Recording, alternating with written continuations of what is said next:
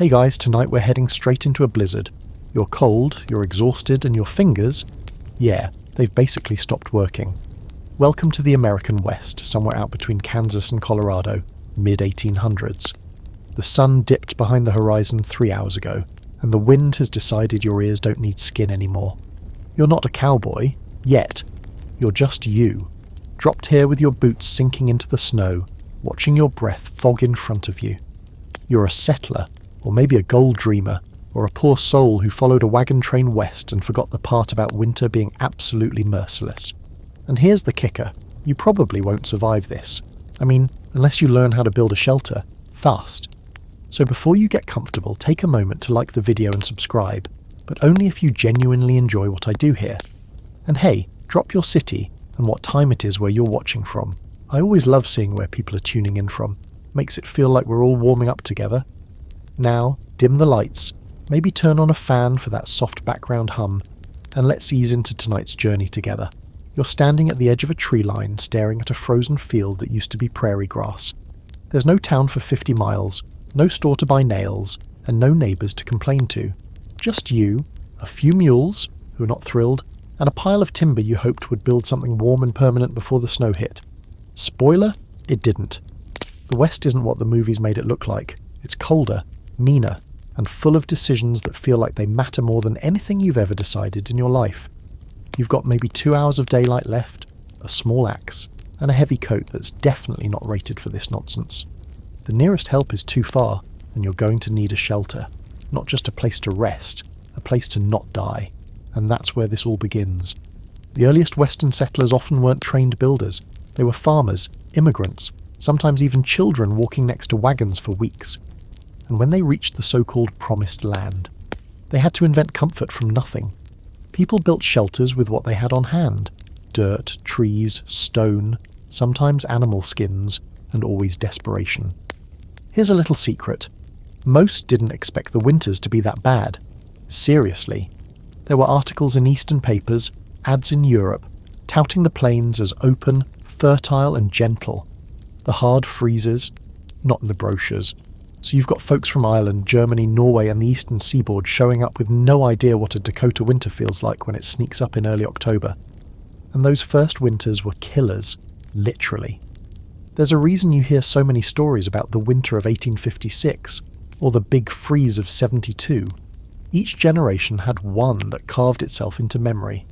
That's why, even tonight, as you trudge through ankle-deep snow to gather firewood, you're also learning survival passed down through whispered advice, and sometimes panicked trial and error. You kneel beside the tree line, chopping branches, stacking what you can into a rough framework.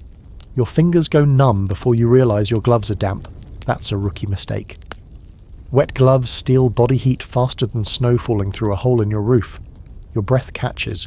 You need a roof, a real one. But you don't have a sawmill or a toolkit or the time. So what do? You fake it. That's what most pioneers did. They looked at the land and worked backward from whatever was warm, dry and wouldn't blow away at midnight. Dig a hole? Sure. Stack mud bricks? If you can. Roll yourself in buffalo robes inside a pit lined with pine boughs? Absolutely. You press through the task, building something. It won't be pretty. But neither were the earliest shelters of the West. Dugouts, literal holes carved into hillsides, were the first homes for thousands. Why? Because dirt insulates better than wood. A dugout is warmer than a cabin with gaps. You pile snow on top, add brush, and guess what? The inside holds heat. It smells like earth and damp clothes, but it's shelter. Now, not everything about early Western shelter building was rugged brilliance. Sometimes it was straight-up nonsense. There are accounts of people trying to sleep under wagons with blankets of straw, or building teepee-like structures with no chimney flue, so the whole place filled with smoke and tears. It worked until someone passed out from lack of oxygen. There's a fringe story from a Montana diary. A woman who survived a full winter in a snow cave with nothing but a dog and a cast-iron pot. Every day she'd melt snow to drink and roast whatever scraps her dog could sniff out. Was it true? Maybe. Or maybe it was one of those frontier legends designed to scare the next group into taking winter seriously. Either way, point made. And here's something scholars still debate. How much did white settlers borrow from native shelter designs? Some say heavily. Others say not nearly enough. Many tribes already had refined winter survival down to an art. Earth lodges, buffalo hide teepees, and bark huts that were so much more efficient than what settlers built on their own. But because of prejudice and arrogance, a lot of those smarter methods got ignored, until people started losing toes. Then suddenly, learning from your neighbour became a lot more appealing. Tonight, as the stars appear, sharp pinpricks in the dark blue canopy, you crouch in your half-finished shelter.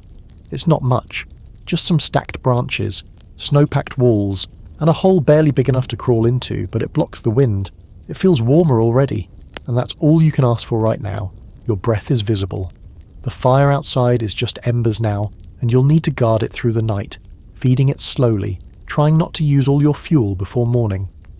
And while you lie there, cold but alive, you realise this is just the beginning. Tomorrow, you'll need to improve it. Make it better, make it safer. But tonight, you've passed the first test of winter. Barely. The wind hasn't stopped. It's slowed, maybe, but not stopped. When you crawl out of your shelter at first light, the snow crunches under your knees with that dry, powdery snap that only comes from a hard freeze. Your breath hangs in the air again, white and slow like smoke rising from a chimney you wish you had. Your fire is a blackened circle now, its heat long gone, and you realise painfully that this whole thing, surviving in the Wild West, isn't about courage or strength. It's about stubbornness. Quiet, cold, unshakable stubbornness. Because today, you're going to dig. Welcome to the world of dugouts. Not the baseball kind. The hill kind.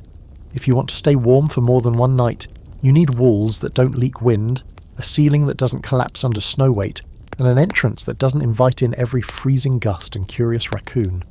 Dirt does all that, and you've got plenty of it. So you spend the day carving into the side of a slope near your little clearing. It's not glamorous work. Your hands blister around the handle of your shovel, and every rock you hit feels personal, but it's doable. It's smart, honestly. Settlers who didn't have time or materials for cabins often turned to the earth. A dugout could be made in just a few days, sometimes even less if you picked a soft enough spot. Hillside preferred, for drainage. Flatland would work too, but then you had to build up a back wall, and that meant more digging, more timber, more time. You dig until the hole is big enough to crawl into without bumping your head. Then wider, then deeper. The interior becomes your cave, your refuge. The dirt around you holds onto heat in ways that wooden walls can't. It's like the earth is hugging you back reluctantly, and only because it knows winter's worse. You line the floor with dry grass and branches. Tomorrow, maybe you'll try to drag in some logs to support the roof. Maybe even lay a tarp across the top and cover it with sod, snow, or both. But even unfinished, it already feels safer. Historically, dugouts weren't just a desperation move. They were the first real homes for many settlers. Entire families lived in them, sometimes for years. Imagine waking up in a mud-walled room with frost creeping across the ceiling, 2 kids wrapped in quilts next to you and a pot of beans boiling on a smoky little fire. That was daily life. It wasn't cosy, not in the way we romanticize it now. It was damp, dark, and bug-ridden at times. Mice loved them. So did snakes. Still, they held heat better than most above-ground cabins thrown together in a panic. And there were perks. A good dugout could stay above freezing even when the outside dropped below 0. That meant you could store vegetables, sleep without losing fingers, and maybe, just maybe, not wake up covered in ice. Of course, not everyone loved them. There's a fringe story from Nebraska about a family who swore their dugout was haunted, claimed the sounds of digging came from behind the walls at night, even when everyone was inside. Turns out it was just a trapped badger trying to escape, but still, that kind of thing sticks with you. There's also a scholarly debate about the long-term use of dugouts. Some believe settlers moved out as soon as they could build something proper. Others argue that many dugouts became permanent homes, modified and improved until they barely resembled holes in the ground. Some even got wooden front porches and glass windows. Fancy, right? But that's for later. Right now you're building basic survival. You stack flat stones around the base of your fire pit to keep the flames from escaping. You leave a gap near the top of your entrance tunnel, just a narrow slit, to let smoke out and draw fresh air in. It's not perfect. You cough when the wind shifts and the smoke comes back inside, but it's better than being out in the open. That night you sleep pressed against the wall of your dugout, wrapped in a blanket that smells like mule and wood smoke. It's warmer than yesterday. Your feet still ache, and your back is furious, but you sleep anyway. Not well, but you sleep. The next morning you wake up to silence. No wind, no birds, just cold air and stillness, like the land is holding its breath. You step outside and see that the snow has covered your tracks. Your shelter looks like a dark wound in the hill, almost invisible from a distance, and that, you realise, is another benefit. Out here, it's not just the cold that can kill you. It's people, desperate ones, hungry ones, and the animals don't care for your suffering either. Being hard to find? That's survival strategy too. You spend the day gathering more firewood. You learn to look for dry branches high up in dead trees. Wet wood hisses and smokes but gives no heat. You tie a bundle with rope and drag it back to your dugout. You're learning. Slowly. But it's happening. That night you set your fire carefully, place hot stones near your bedding, and cover the entrance with a wool blanket weighted with snow. The inside of your dugout traps the heat. Not sauna warm, but warm enough that you don't shiver. You eat something hot for the first time in days, beans again, but this time with salt and a little dried meat. It tastes like victory. Your shelter is ugly. It smells like smoke and wet dirt. But it's yours. And out here, that means everything. The third morning begins with a shiver running up your spine before your eyes even open. You're cold, but not panicked. Progress. Your breath clouds the air inside the dugout, which means it's cold enough to see it, but not cold enough to crystallize your eyelashes shut like it was 2 nights ago. You've got a fire going already, smouldering low, and that glow means one crucial thing. You're doing this. You're actually surviving. But you also know the dugout is a temporary win. A patch. A mud-smeared band-aid for a much bigger wound. You've seen the logs nearby. Towering cottonwoods down by the frozen creek. Some have already fallen, nature doing you a favour. Others are just waiting to be chopped. And now that your body isn't in full panic mode, your brain starts asking, can you build something better? Something above ground? Something with walls that don't cave in when the spring melt starts pouring down the hill? You can't help but picture it. A log cabin. A real one. Not the polished kind from storybooks or national parks, but the raw, uneven, wind-blocking fortress that's kept pioneers alive for centuries. You're ready to try. Chopping wood isn't just hard, it's spiritual. You learn quickly that every swing matters. Wasted strength is wasted time, and out here you don't have enough of either. You fall into a rhythm. Axe, crack, breathe, repeat. The sound echoes through the valley like some old heartbeat of civilization slowly dragging itself out of the wilderness. Historically, log cabins were the gold standard of frontier shelters.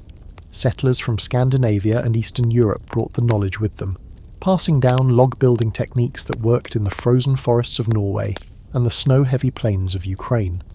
It wasn't just stacking logs and hoping they stuck together, it was joinery, craftsmanship, precision. Even when the tools were crude, the planning wasn't. You drag the first logs up the hill with your mule, who by the way hates this job and is very clear about it. You notch the ends of the logs with your axe, carving out saddle joints so they lock into each other at the corners. It's not perfect, but that's the beauty of it. A log cabin forgives a lot of mistakes. As long as the walls are thick, the chinking is tight, and the roof doesn't collapse. Chinking. That's the real magic. You take mud, straw, moss, or whatever you can find, and you shove it into the gaps between the logs. It seals out the wind, keeps in the heat, and gives your shelter that rustic, slightly mouldy charm that all the best cabins have. The floor? Still dirt. You're not royalty. But maybe later, you'll lay some planks or even stone slabs if you're feeling fancy.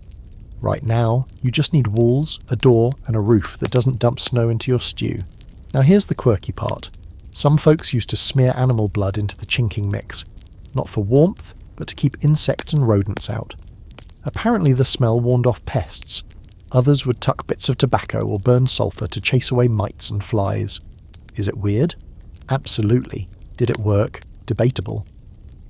But in an age before bug spray, people got creative. As your walls climb higher, you start feeling something you haven't felt since arriving. Control. This isn't just surviving anymore, this is building, choosing, acting, instead of reacting. You imagine hanging a lantern from the centre beam, setting a kettle over a proper stone hearth, maybe even carving your name into the doorframe like this is a place you'll stay. And here's where scholars like to squabble. Were cabins better than dugouts for first winters? Some argue no, that the speed and insulation of a dugout gave settlers a better shot in year one, especially if they arrived late in the season. Others argue that even a half-finished cabin was psychologically better, something that looked like progress, something you could expand on. You think, maybe both are true. Dugouts are for immediate survival, cabins are for commitment. One keeps you from dying, the other lets you start living again. You finish the 4 walls in 5 exhausting days. By now, your hands are raw, your shoulders feel like they've been chewed on by bears, and your mule has started walking away when you pick up a rope. But the cabin stands, bare, brown, sturdy. You sleep inside for the first time that night, curled up near the centre with your fire burning low in a ring of stones. You wake up to condensation dripping from the inside of the roof. It's too airtight in here. There's no vent yet, no chimney. The smoke clings to the ceiling like it's trying to live here too. You cough for a while, then crawl outside where the morning air tastes like ice and pine needles. Building the roof is your next challenge. You've got 2 options, go simple or go suicidal. A flat roof is easy, but it'll collapse under snow. A steep pitch requires more logs, more effort, and more math. You go somewhere in between. Enough of a slant to shed snow, low enough to not kill you if you misstep. You use poles for rafters, lay bark across the top, then pile sod and snow over that for insulation. It's primitive, heavy, but shockingly effective. Snow on the roof acts like a natural blanket. Thick, quiet, protective. You sit back and watch the smoke curl up through a tiny hole you left open. Finally, it feels like a home. Now, funny thing, some of the earliest cabins didn't have doors, just blankets. Doors came later, when wolves or snowdrifts or bored neighbours started sneaking in uninvited. You go ahead and hang a crude slab of wood from old leather straps just in case. That night the wind howls like it knows you've won something, but inside your log walls with the fire burning and your face warmed by orange flickering light, it doesn't matter. You've built your fortress, and for now, that's enough. The wind is screaming again. You can hear it clawing at your roof, rattling the wooden door you rigged up with worn leather and a half-rusted hinge. But this time, you don't flinch. You're not crouched behind a drift, hoping the cold doesn't eat your toes. No, you're in your cabin, your lopsided, smoky, drafty miracle, and you're almost warm. The fire crackles in the stone-ringed hearth, and every now and then a log pops like it's laughing at the storm outside. You stretch out wrapped in your stiff wool blanket, staring at the ceiling where the smoke tries to escape through the roof vent. This is progress. This is survival in style. Well, frontier style. And then a chunk of mud falls from the wall. You groan. Cabin life, it turns out, has its own sense of humour. Your chinking is starting to dry out and crumble in places. You can feel a sliver of cold wind dragging across your ankles. You roll over and wedge some dried moss into the gap. Good enough. For now. You think back to something you heard. Maybe in passing. Maybe in a story. Sod houses. Soddies, they were called. Half joke, half miracle. Back on the plains, where trees were rarer than honest salesmen, people built entire homes out of dirt and grass. Literally. They'd cut bricks of sod, those thick mats of soil and grass roots, and stack them like stone. Sound ridiculous? Yeah, but it worked. You've seen it done once, a lifetime ago, back when you passed through Kansas and thought you'd never need to know how to build a house from lawn. Yet here you are. The idea gnaws at you, not because you want to ditch your cabin, but because you're already thinking about what comes next. Maybe you'll have to move, maybe the weather gets worse, maybe the cabin just doesn't hold. It wouldn't hurt to understand how people manage to turn grass into shelter. So let's walk through it. You take a trip in your imagination now, heading south and east across the plains. The sky is huge, too huge, and the wind never stops. You see families standing in endless golden fields with spades and saws, cutting sod into perfect rectangles about 3 feet long, a foot wide, and 4 inches thick. The best stuff came from native prairie grasses, because their roots were deep and tangled. That mat of roots held the soil together like rebar in concrete. The sod bricks were heavy, wet.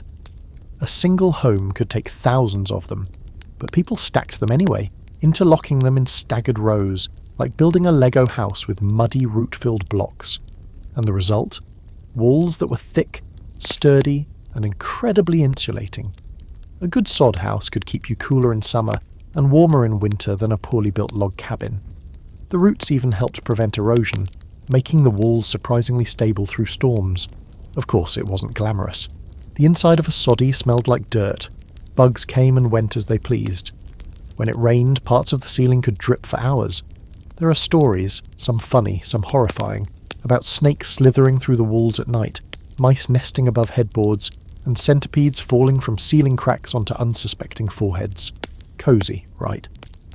One odd story comes from the Dakota Territory. A woman reportedly woke to find a patch of wildflowers growing out of the roof directly above her bed. Turns out some of the sod hadn't fully died and decided to bloom midwinter thanks to the heat from the fire. A little colour, sure, but she moved her bed anyway. You also hear whispers of a more heated debate. Were sod houses inferior to wooden cabins, or simply adapted to their environment? Some historians argue that soddies were a temporary fix for desperate families, while others claim they were smart, sustainable, and sometimes even preferred. Some were improved over time with plastered walls, proper wooden floors, and even glass windows.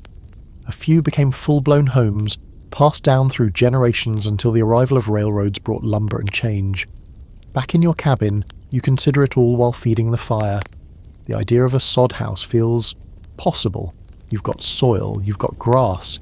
If the worst happened, if this roof caved in or you needed to relocate fast, it might be your best shot. But for now, you're going to borrow an idea from the soddy crowd. Insulation. You pull on your coat and step outside into the teeth of the wind. The snow is blowing sideways and your boots sink with every step, but you head toward the hill anyway.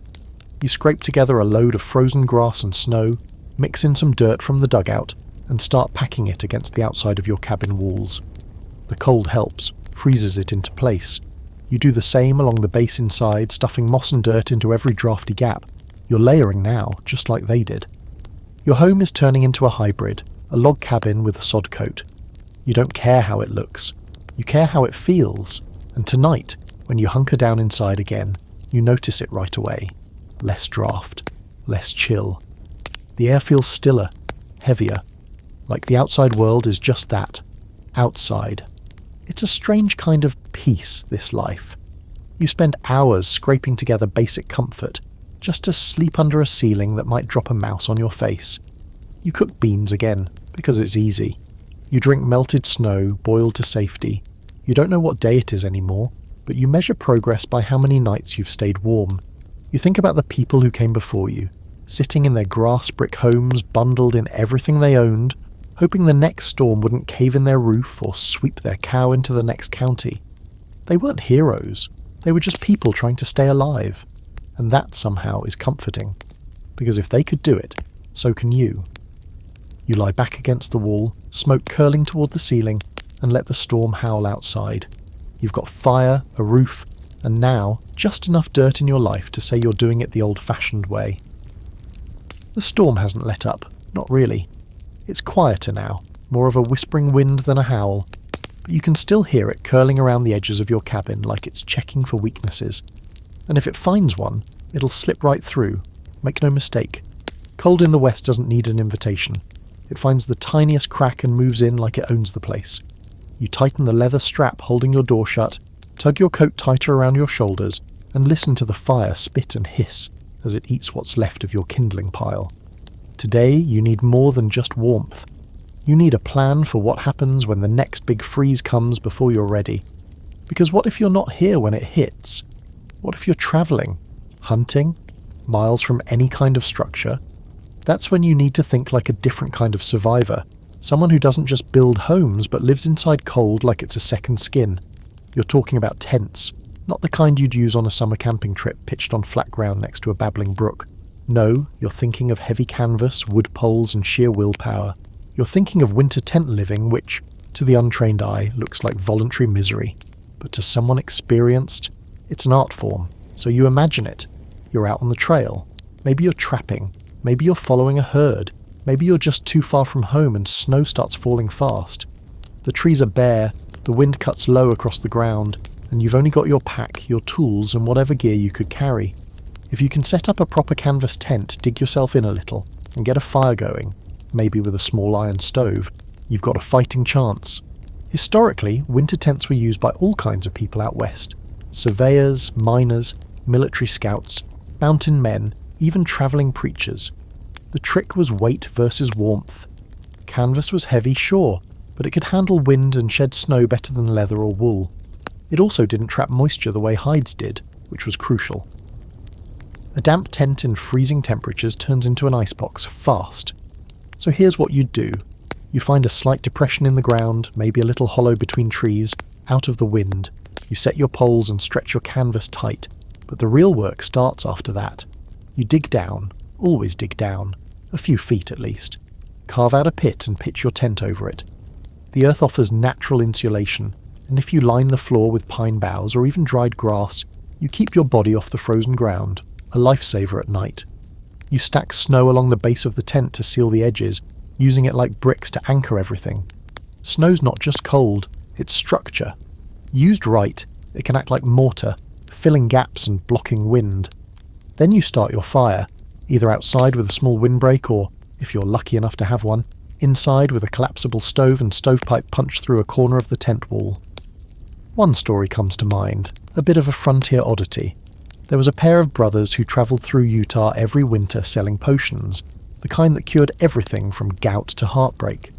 They lived out of a single canvas tent for months, claiming their breath alone kept it warm. Locals said it was more likely the 6 bottles of whiskey they carried. Either way, they survived, and their tent patched with bearskin and old wagon tarp became a local legend. Not all tent tales ended so charmingly.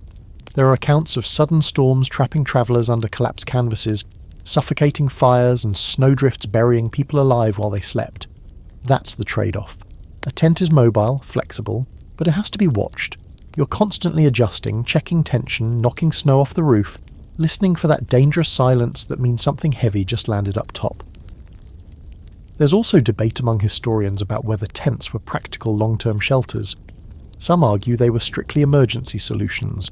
Others point to trappers and nomadic families who lived in tents for entire winters, relying on experience, layered bedding, and fire management to stay alive. Some even claim tent dwellers fared better than some cabin dwellers, because they stayed mobile, moving with the game and the weather instead of getting buried in one place. Back in your world, you test the theory. You drag your old canvas tarp out from where it's folded under a crate, bundle it with rope, and mark a spot in your clearing, just in case. Maybe you'll need it one day. Maybe you'll be away from your cabin when the sky turns white and the cold starts hunting again. You try pitching it, just for practice. You drive stakes into the half-frozen ground, stretch the corners, and weigh the edges with snow and stones. It's not elegant, but it holds. You sit inside for a while, your fire pit a tiny ring of warmth, and imagine what it would feel like to stay here through a night. The truth is, it wouldn't be comfortable, but comfort isn't what keeps you alive out here. Adaptability does. Willpower does. A good knife, dry tinder, and the knowledge that every night you spend above ground is a victory. Before you go back to your cabin, you do one more thing. Dig a small shelf into the wall of your snow pit and set a few stones on it. It's a little trick you read about somewhere. Heat the stones in your fire, then slide them onto the shelf at night. They radiate warmth long after the flames go out. It's not magic, but it feels like it. The wind is picking up again as you return to your log walls, duck through your heavy door and stoke the fire. You shake the snow from your coat and boots, feeling it melt into your socks, and let out a slow, tired sigh. Outside, a tent stands under the stars, rough, cold, ready. Inside, you're learning more each day, and maybe that's what survival really is, a slow, stubborn education, taught one frozen finger at a time. It's just before dawn when you hear it, something moving outside. Not wind this time, not the usual creaks and groans of snow shifting on branches, or your cabin roof settling. This is different, softer, more intentional. You sit up slowly, every joint stiff, and reach for the hatchet you keep by your side. The fire's gone down to embers, casting faint red glows across the dirt floor, and for a long moment, you just listen. Then it comes again, crunch, pause, crunch. You exhale.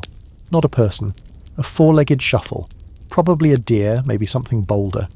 You've heard stories, some true, some exaggerated, of wolves sniffing out weak walls, mountain lions dragging off sleeping goats, or bears pressing their noses to canvas in search of leftover stew. But not this time.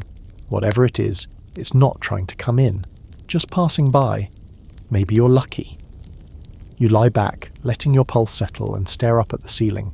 Smoke stains have started painting streaks across the wood, curling in ghostly wisps where the fire tried to climb higher. You trace them with your eyes, thinking about all the others who slept under such ceilings.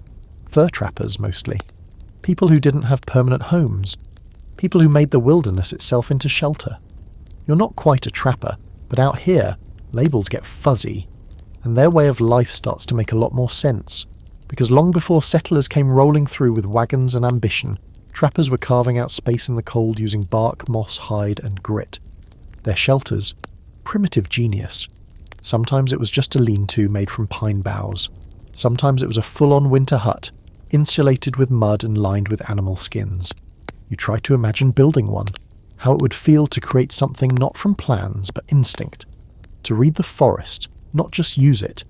You step outside with your coat pulled tight and your boots crunching over snow that's developed a thin ice crust. The animal that passed by left tracks, wide, soft-edged, not a predator. Maybe a moose or an elk. You follow them out of curiosity, letting your mind drift to the old ways. Fur trappers, especially in the Rockies and Northern Territories, didn't haul lumber around. They built with what they found. One popular design was the brush lodge, a simple A-frame made with interlocked branches, thick thatch, and snow piled up along the base to block the wind. If they stayed longer, they'd dig into a slope, create a back wall of packed dirt, and line the inside with hides. The best ones had fire pits dug into the floor with a hole above for smoke to rise. No chimney, just a gap, and a prayer the wind didn't change direction mid-dinner. You find a spot by the tree line and start sketching in the snow with a stick, not because you need another shelter right now, but because you want to understand how it all works. You draw a rough outline of a lodge, maybe 8 feet long, 5 wide. You mark where the branches would cross, where the fire pit would go, where the hides would hang. It's crude, but it feels right. Like you're learning from ghosts.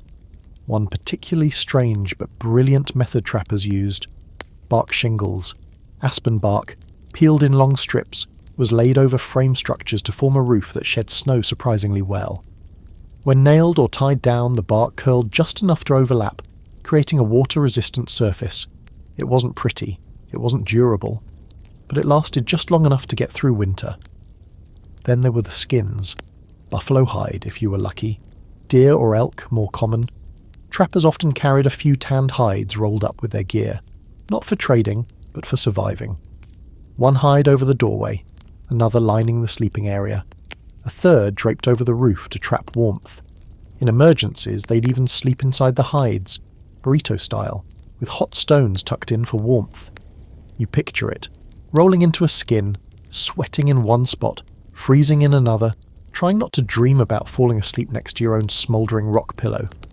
There's an old legend, probably exaggerated, about a trapper in Montana who built a shelter entirely from beaver pelts. Supposedly it kept him warmer than any cabin he'd ever slept in, until a group of desperate thieves tried to skin the shelter while he was still inside it. The moral? Even in the wilderness, success makes you a target. Some scholars still debate just how widespread these bark and hide shelters really were. Were they common, or just used by the most remote loner types, the mountain men of legend and beard? It's hard to know because so few physical examples survive. These shelters melted back into the forest by spring, temporary by design. But the stories remain. Journals from French-Canadian trappers mention moss-lined huts that smelled like pine sap and bear fat. Others describe sleeping under suspended hides, swinging like hammocks from branch to branch to stay off the frozen ground. And yet, for all their improvisation, trappers weren't reckless. They knew the signs, what clouds meant a snowstorm was coming, how to pick a camp facing away from the prevailing wind, where to find dead trees dry enough for kindling even in a blizzard. They weren't just rugged, they were observant, patient, and maybe that's the lesson that hits hardest out here.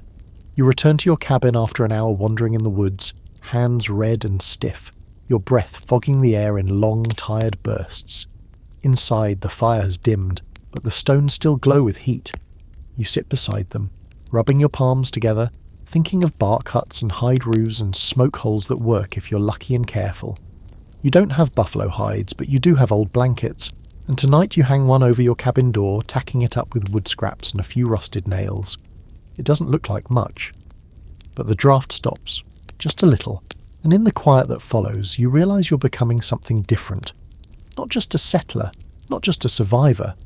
You're becoming someone who listens to the cold, understands it, adapts to it, like the trappers did, like the land demands, because winter doesn't care how smart you are, but it will reward your respect. You wake to quiet, not silence. Real silence doesn't exist out here, but the kind of hush that blankets everything after a heavy snow. The wind is gone, the trees are motionless, and the world outside your cabin glows with that strange bluish light that only fresh snow can summon. You push open your door, slowly since the snow has drifted halfway up the frame, and step outside into knee-deep powder. Everything looks softer, muted, except for the cold which has never been sharper. Today, you're not building. You're learning. Because there's something you can't ignore anymore. No matter how many logs you stack or how much moss you cram into the walls, someone else did it better, centuries before you. And you start thinking about the original survivors of these winters, the people who never had to relearn how to live with the cold. They were already experts. Indigenous nations across the West had been building winter shelters long before fur traders or settlers showed up swinging axes and grumbling about frostbite. You wander through the forest, boots crunching through crusted snow, and imagine what it would have been like to build a lodge. Not from lumber hauled on wagons or bricks of sod, but from raw, native materials selected with intention. The kind of construction that speaks to generations of adaptation. That's where you begin to appreciate just how advanced, and frankly, superior, some of these indigenous winter shelters really were. Take the Earth Lodge, for example. Used by plains tribes like the Mandan and Hidatsa, these homes were part underground, part dome, and entirely genius. First, they'd dig a shallow pit into the earth, circular, maybe 20 feet across. Then they'd raise a framework of heavy timber poles leaning inward, meeting at the top like the ribs of a great wooden beast. Over that went willow branches, layers of grass, and finally, thick piles of earth. Dirt on top of wood. It sounds unstable, but it wasn't. In fact, the heavier the snow fell, the more insulated the structure became, like an igloo made of soil. You picture stepping inside one of these lodges, a central fire pit, smoke rising through a hole in the roof, sleeping platforms built along the edges, each one stacked with furs and thick blankets. The walls are silent, the cold muffled by layers of sod, and even on the coldest night it holds warmth like a buried ember. No wind, no drafts, no wood shrinking and cracking from the cold. Just stillness and heat.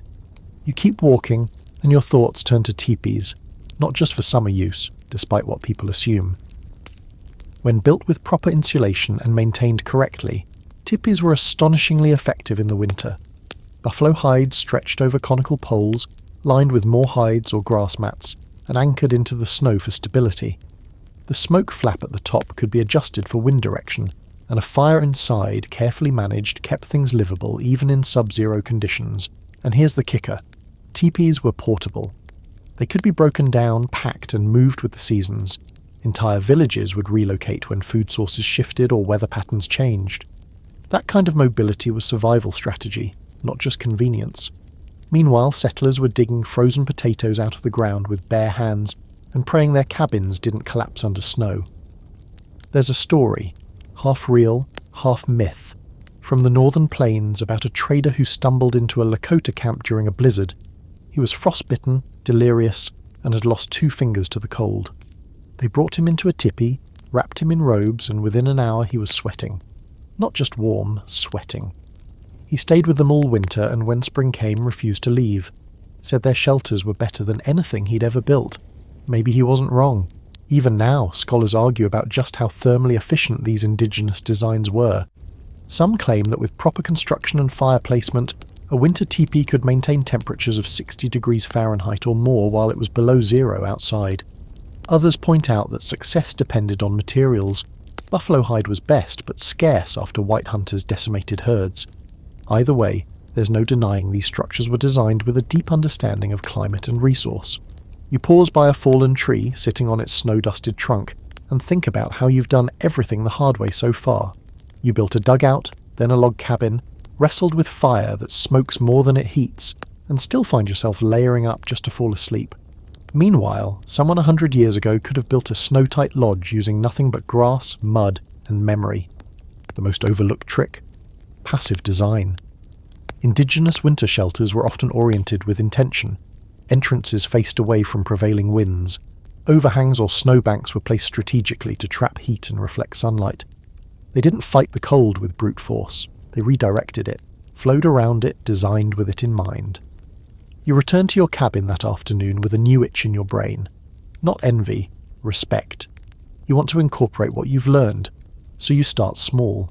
First, you build a windbreak, a semicircle of logs and branches just outside your door, stacked against the prevailing wind to help buffer the gusts that steal your fire's warmth every time the door swings open.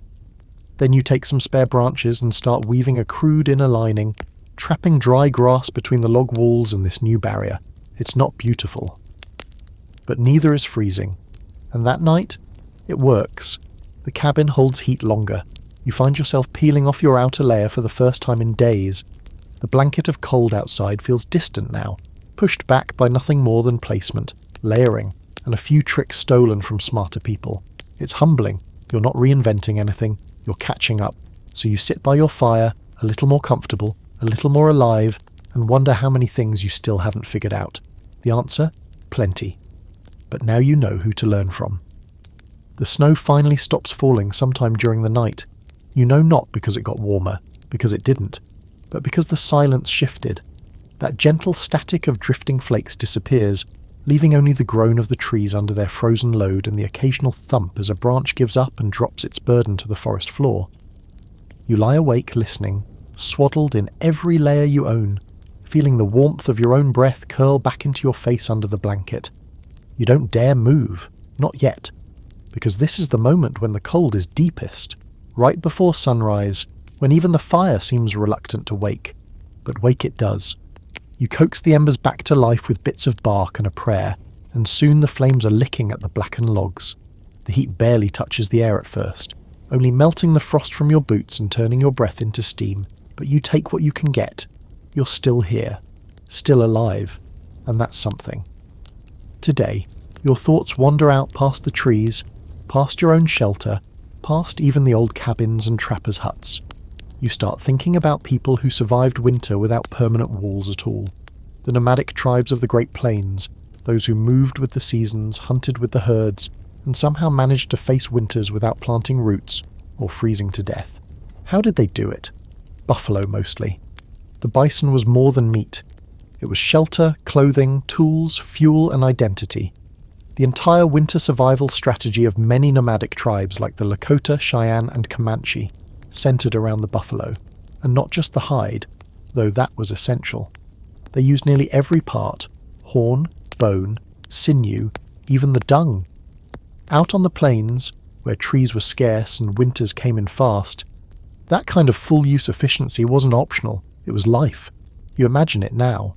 A wide, frozen prairie stretching endlessly in every direction, wind barreling across with nothing to stop it. And in the centre, a small cluster of teepees, their conical shapes slicing the air, their buffalo hide coverings drawn tight. Inside it's dark, smoky, warm. Not toasty, but warm enough to survive. Warm enough to cook, sleep, raise children. You try to picture yourself there, in a world without nails or saws, building your shelter from muscle memory and what the land provides. The buffalo hides were treated carefully, tanned with brain and smoke, stitched together with sinew, reinforced with extra layers for winter. A standard teepee might use 10 to 12 hides. A winter-ready one, 15 or more overlapping for insulation. And inside they'd line the walls with additional robes or grass mats. The fire in the centre burned low and steady, and the smoke rose through an adjustable opening at the top.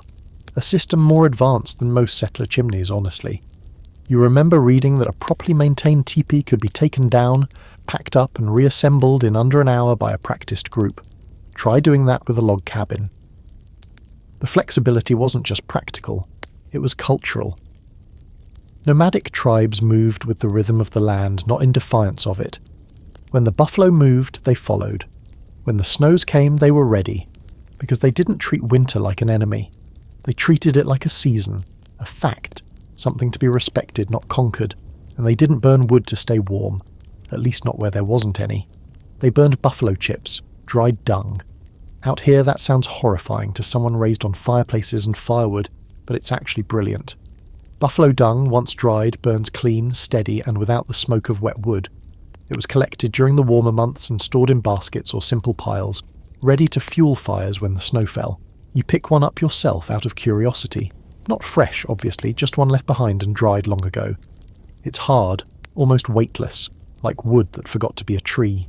You toss it into your fire as a test, and to your mild surprise it burns. No smell, just heat. There's a strange beauty in it. This idea that nothing was wasted, not even the waste itself, and that maybe more than anything separates your survival attempts from theirs. You're trying to impose comfort on the land. They lived within it. You build barriers. They built tools. There's a fringe story about a particularly harsh winter in the plains, sometime in the 1830s, where a group of Cheyenne families survived weeks of isolation by constructing snow walls around their teepees, stacking the drifts with carved buffalo ribs as reinforcement. Supposedly, the walls stayed upright even as the snow melted, turning the site into something between a camp and a sculpture garden. No one knows if it's true, but you want it to be. There's something poetic about that kind of adaptation, making beauty from hardship. You sit by your fire and glance around your cabin. It's strong, solid, but heavy. Static, rooted in one place. You think about how you'd move it if you had to. The answer is, you wouldn't. Not without tearing it down, not without leaving most of it behind. But the nomads? They packed their shelter onto a travway, tied it to a horse or dog, and were gone by morning. No scraps, no waste, just motion. There's still debate among historians about how much these mobile shelters could truly withstand. Some argue they were only sufficient with constant maintenance, replacing hides, patching holes, rotating positions to stay warm. Others say the key wasn't in the shelter alone, but in the culture that supported it. People knew how to dress, how to sleep close, how to store heat in their bodies. Shelter wasn't just a building, it was a behaviour. You chew on that thought all afternoon, even as you gather more wood and test out lining your cabin's walls with spare hides and old blankets, mimicking the way a teepee would trap heat by layering materials. You bundle hot stones and cloth and place them under your bedding. Not perfect, but noticeably better. That night you sleep in layers, tucked tight, one hand resting near the warmest spot on the floor. Outside, the moon paints the snow in silver, and you lie still, thinking about people moving across the land without fences, without firewood stacks, without any delusion that the land owed them anything. And you begin to wonder if surviving winter isn't about what you build, but how willing you are to change, how closely you're willing to listen to a season that doesn't care about your plans. There's something quietly humiliating about running out of firewood in the middle of the night. You feel it as soon as you wake, the air sharp and bitter, the kind of cold that creeps into your lungs before your eyes even open. The fire has died. Again. You swear under your breath, even though no one's around to hear it, and drag yourself from your nest of blankets to check the hearth. Ash and a few stubborn embers. That's it. You shove in the last of your dry kindling and blow on it like your life depends on it. Because it does. Eventually the fire sputters back to life, coughing sparks like it's annoyed to be woken. You watch it catch, huddled close, hands numb despite your gloves. Outside, the wind's howling again, which means dragging in more wood will be slow, frozen work. And the pile, it's dwindling. You're burning more than you expected, and gathering takes longer every day. The snow's deeper. The trees are crusted over. Even dead limbs are hiding under layers of ice. And it hits you. You've been living like the forest owes you fire. It doesn't. That's when you remember something someone told you once. Might have been in a book or maybe around a campfire. You don't need wood to make fire. You need fuel, and not all fuel grows on trees. You step outside, bracing against the wind, and start looking at your landscape differently. What else can burn? Turns out quite a lot. In treeless stretches of the West, particularly in places like eastern Montana, the Dakota Plains, and parts of Wyoming, settlers and nomads alike learned to get creative. Wood wasn't always an option, especially in winter. But fire was non-negotiable. That's where buffalo chips, sagebrush, and even twisted grass came into play. You already tried a buffalo chip yesterday and were mildly amazed by how well it worked. Now you start collecting them for real, brushing off the snow and tossing them into a leather sack. They're dry, they're everywhere, and they burn steady. Not hot like a log, but with less smoke and more consistency than you expected. Some trappers called them prairie coal, not as romantic as birch logs crackling in a hearth, but far more reliable when the nearest tree is a 2-day walk away. You also find sagebrush, gnarled, low shrubs poking up through the snow, their twisted arms tough and dry. The wood burns fast and hot, almost too fast, but it's perfect for starting fires or boosting a slow flame. Twisting grass into tight bundles takes time, patience, and more hand strength than you'd think. But once rolled and dried, the bundles work like logs, sort of. They need a lot of tending, but they give you options. Out here, options mean survival. There's a strange sense of satisfaction in building a fire from something that shouldn't burn well. You sit by the hearth later, feeding it a mix of sage, dung, and twisted bundles, and feel like you've cheated death just a little, like you've outsmarted winter for one more night. And here's the weird part. Some people preferred it this way. There are letters and journals from homesteaders who claimed they liked the smell of buffalo chip fires. Said it reminded them of baked earth or dry grass after a storm. Others disagreed, swore it stank like sin, and only burned it with the windows open, even in January. Like most frontier things, it depended on your attitude. Were you desperate or just practical? You read once about a family in Nebraska who heated their entire sod house for a full winter with nothing but corn cobs and dried sunflower stalks. Their cabin was near the edge of farmland, and the only trees had been cut years before. They stacked the cobs like firewood, lit them in small batches and rationed the stalks for the coldest nights. It wasn't cosy, but it worked. And when spring came, their neighbours, who had burned through every splinter of wood, were begging for spare cobs. Of course, there's debate among scholars about how sustainable these alt fuels really were.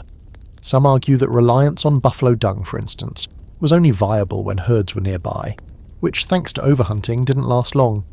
Others claim it was more about seasonality. You collected fuel during the warm months, stored it in large piles near your shelter, and rationed like you would flour or salt. The more creative you got, the better your odds. You decide to start your own experiment. Over the next few days, you create a makeshift fuel pile, not just logs, though you still gather those when you can, but a mix of whatever burns. You dry bundles of twisted grass near the fire, stack buffalo chips in a crate, and test which burns longer, sagebrush or dry bark. Spoiler, sage wins. But only just. The pile grows. So does your confidence. You're still cold most nights, still rationing matches and counting every ember like it's gold. But the desperation starts to fade, because now you have options. Now you've learned that warmth doesn't always come from where you expect. And here's the real kicker. The more you learn to rely on these unconventional fuels, the more energy you have for everything else. You're not spending half your day hauling logs from miles away. You're not wasting time and body heat chopping dead trees in knee-deep snow. You're building smarter, not harder. And in the West, that's a survival tactic in itself. That night, as your fire burns with an odd but comforting mix of sage and dung, you listen to the wind press against your walls and feel the difference. Not in temperature, but in rhythm. The fire crackles differently now, less frantic. Like it knows you've stopped playing defense. Like it respects that you've adapted. You wrap yourself tighter in your blanket, take one last look at the glowing coals, and let your body relax. You're not warm, not exactly, but you're not scared anymore either. And out here, that's close enough. The cold changes when you're not alone. It's still brutal, still seeps into your bones, but it feels less personal, less like an enemy that's targeting just you. That's something you notice immediately as the bunkhouse comes into view. A squat, low-roofed structure sitting at the edge of a half-frozen creek, puffing smoke into the grey sky like it's breathing. You spot it from a distance while out tracking for kindling and maybe something edible, and even before you hear the noise, boots thudding on floorboards, the faint murmur of voices, you feel the pull. Warmth. Human warmth. You approach slow. It's not your place, not your people, but out here there's an unspoken law.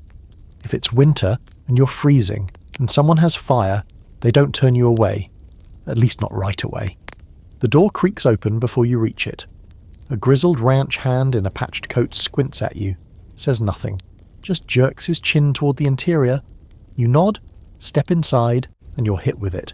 Heat, laughter, the sour tang of wet socks drying too close to the fire, and the unmistakable smell of people trying not to die together.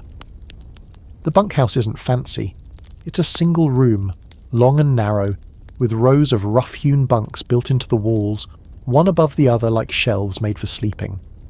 The fire roars at the far end, inside a stone hearth blackened with soot and age.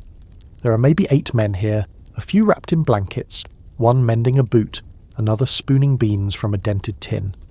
None of them stop what they're doing to welcome you, but no one throws you out either. That's about as friendly as it gets. And as you settle in near the heat, you realise something important. This huddled, chaotic, elbow-to-elbow living is how a lot of winter was survived in the Wild West. Not with sturdy cabins or clever insulation or thermal theories, with bodies, with bunkhouses. Built quickly and in bulk during cattle booms, bunkhouses were often slapped together with minimal materials, plank walls, a low roof, and a single stove. They weren't designed for comfort. They were designed to hold warmth and people, preferably both. Ranchers knew that isolated cowhands froze, but 10 cowhands crammed into one structure might sweat. You glance around. There's no privacy, no room for it. One man's boots are stuffed under another's bunk, and you can't even tell whose blanket is whose. But it works. Their breath fogs the air slightly, but no one's shivering. Body heat, plus a fire, plus thick walls. That's the formula. One of the men offers you a piece of jerky without a word. You nod thanks, chew slowly, and let your senses adjust. The bunkhouse has a rhythm. Every few minutes, someone gets up to feed the fire or roll a cigarette or grumble about the weather. Every hour or so, someone goes out to check the horses, then slams back in covered in snow and profanity. It's a cycle, a dance, and it keeps them alive. There's a fringe story, you recall, about a Wyoming bunkhouse during the winter of 1886, the infamous Great Die-Up. Temperatures dropped so fast that cattle froze where they stood, upright like statues. Men burned furniture, floorboards, even parts of the roof just to stay warm. They survived, barely, packed into a bunkhouse like sardines, rotating spots near the fire like it was a game of musical chairs with higher stakes. According to legend, one guy refused to give up his warm spot for 3 days straight and got voted out into the snow. He came back later with frostbite and a new attitude. And here's a scholarly debate still chewing on the subject. Were bunkhouses truly practical, or just desperation wrapped in splinters? Some say they were a fire hazard waiting to happen. 12 men, 1 stove, and no exit plan. Others argue that the bunkhouse was a social adaptation to an environmental crisis. The cold was unbeatable alone, but survivable in numbers. You don't sleep in the bunkhouse that night. You take their warmth, their hospitality, silent as it was, and walk back to your own cabin before dusk. Not because you weren't welcome, but because you've grown used to the silence, to the ritual of stoking your own fire and checking your own roof and rolling into your own pile of blankets. Still, you carry something back with you, a shift in how you think. Because this winter survival thing, it's not just about building, it's about sharing, it's about proximity. You can stack walls 10 logs thick and still freeze to death alone. Or you can sleep under a leaking roof with 6 snoring strangers and live to complain about it. You don't have 8 ranch hands to pile into your cabin, but you can take a page from their book.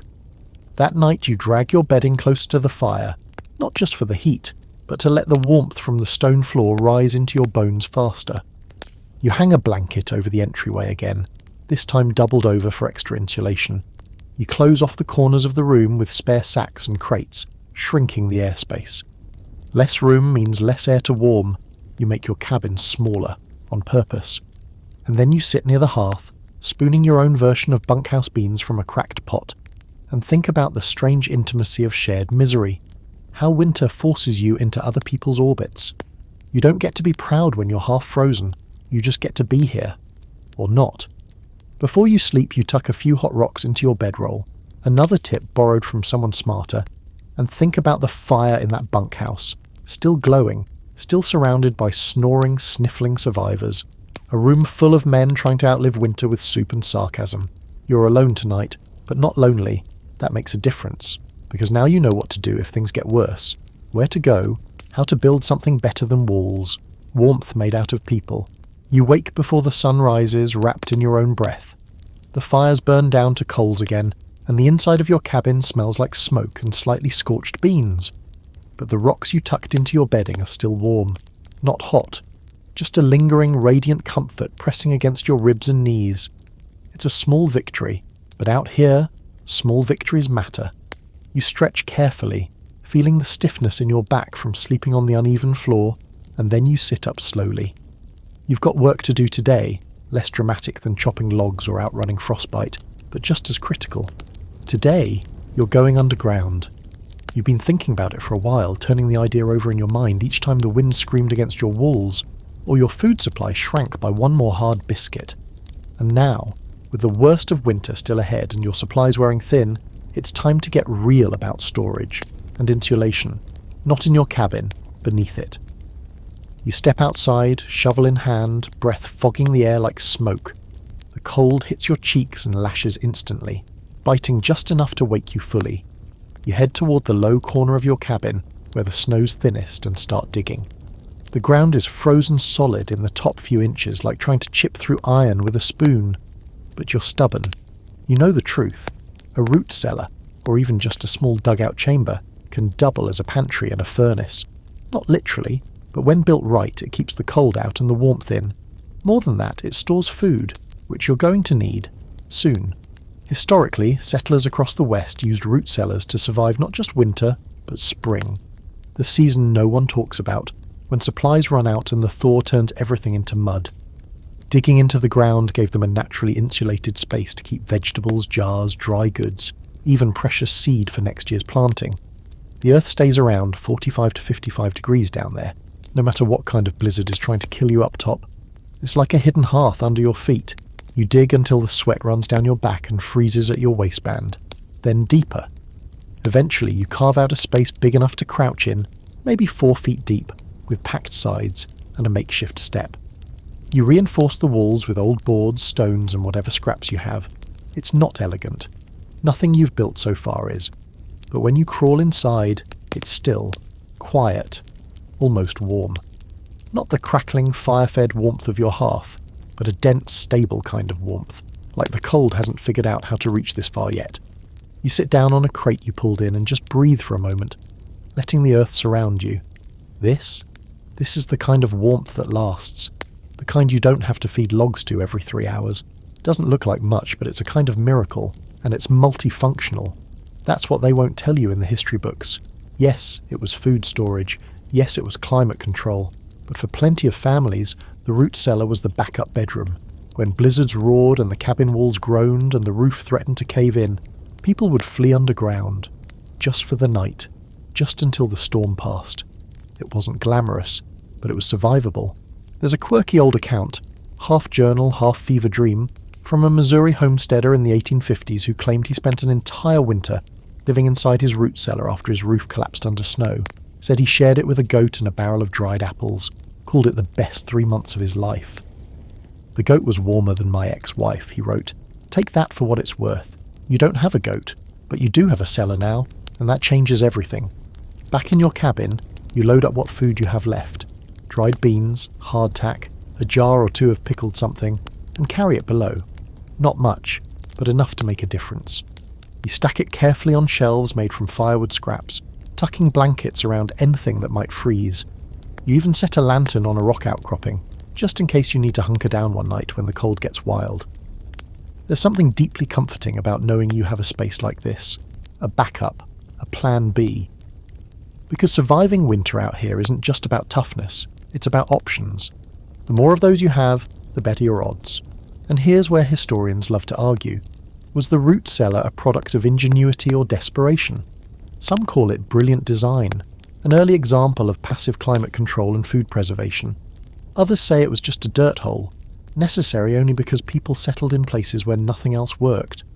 But when you sit down there, surrounded by your supplies, your breath not fogging for once, you stop caring about labels.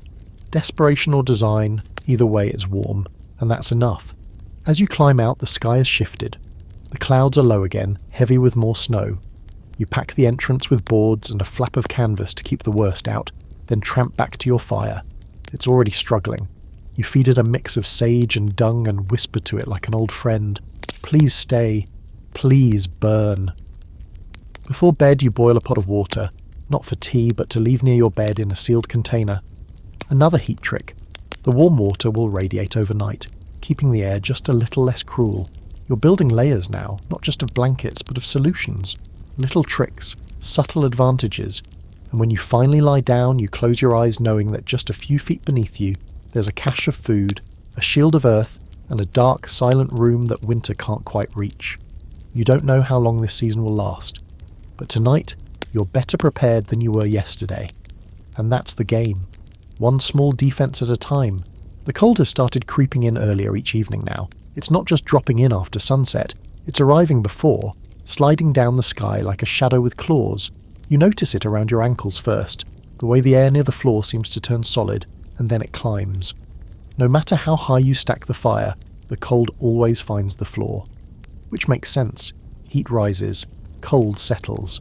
And out here, survival often comes down to how well you understand the invisible rules of temperature. You've made your shelter tighter, stronger, warmer. You've got a root cellar stocked with food and fallback options.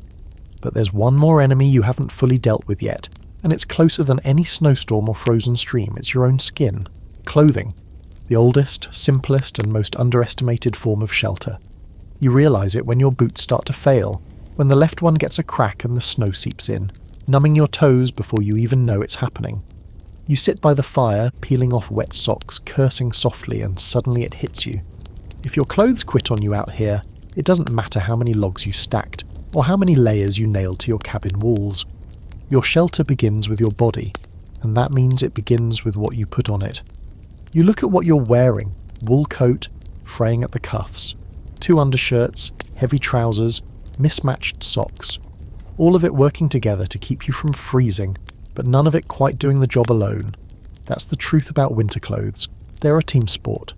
So like everything else out here, you start thinking like a problem solver, like a tinkerer. You need to upgrade. And you start by going back to basics. Historically, frontier folks wore what they had, but the smart ones layered like their lives depended on it, because they did. Cotton was a trap. It got wet and stayed wet, sucking the heat from your bones. Wool, on the other hand, could hold heat even when damp. Not glamorous, not always comfortable, but essential. And fur was gold. Buffalo robes, bear hides, even rabbit pelts, stitched together into vests, mittens, liners. Nothing beat fur for pure, stubborn warmth.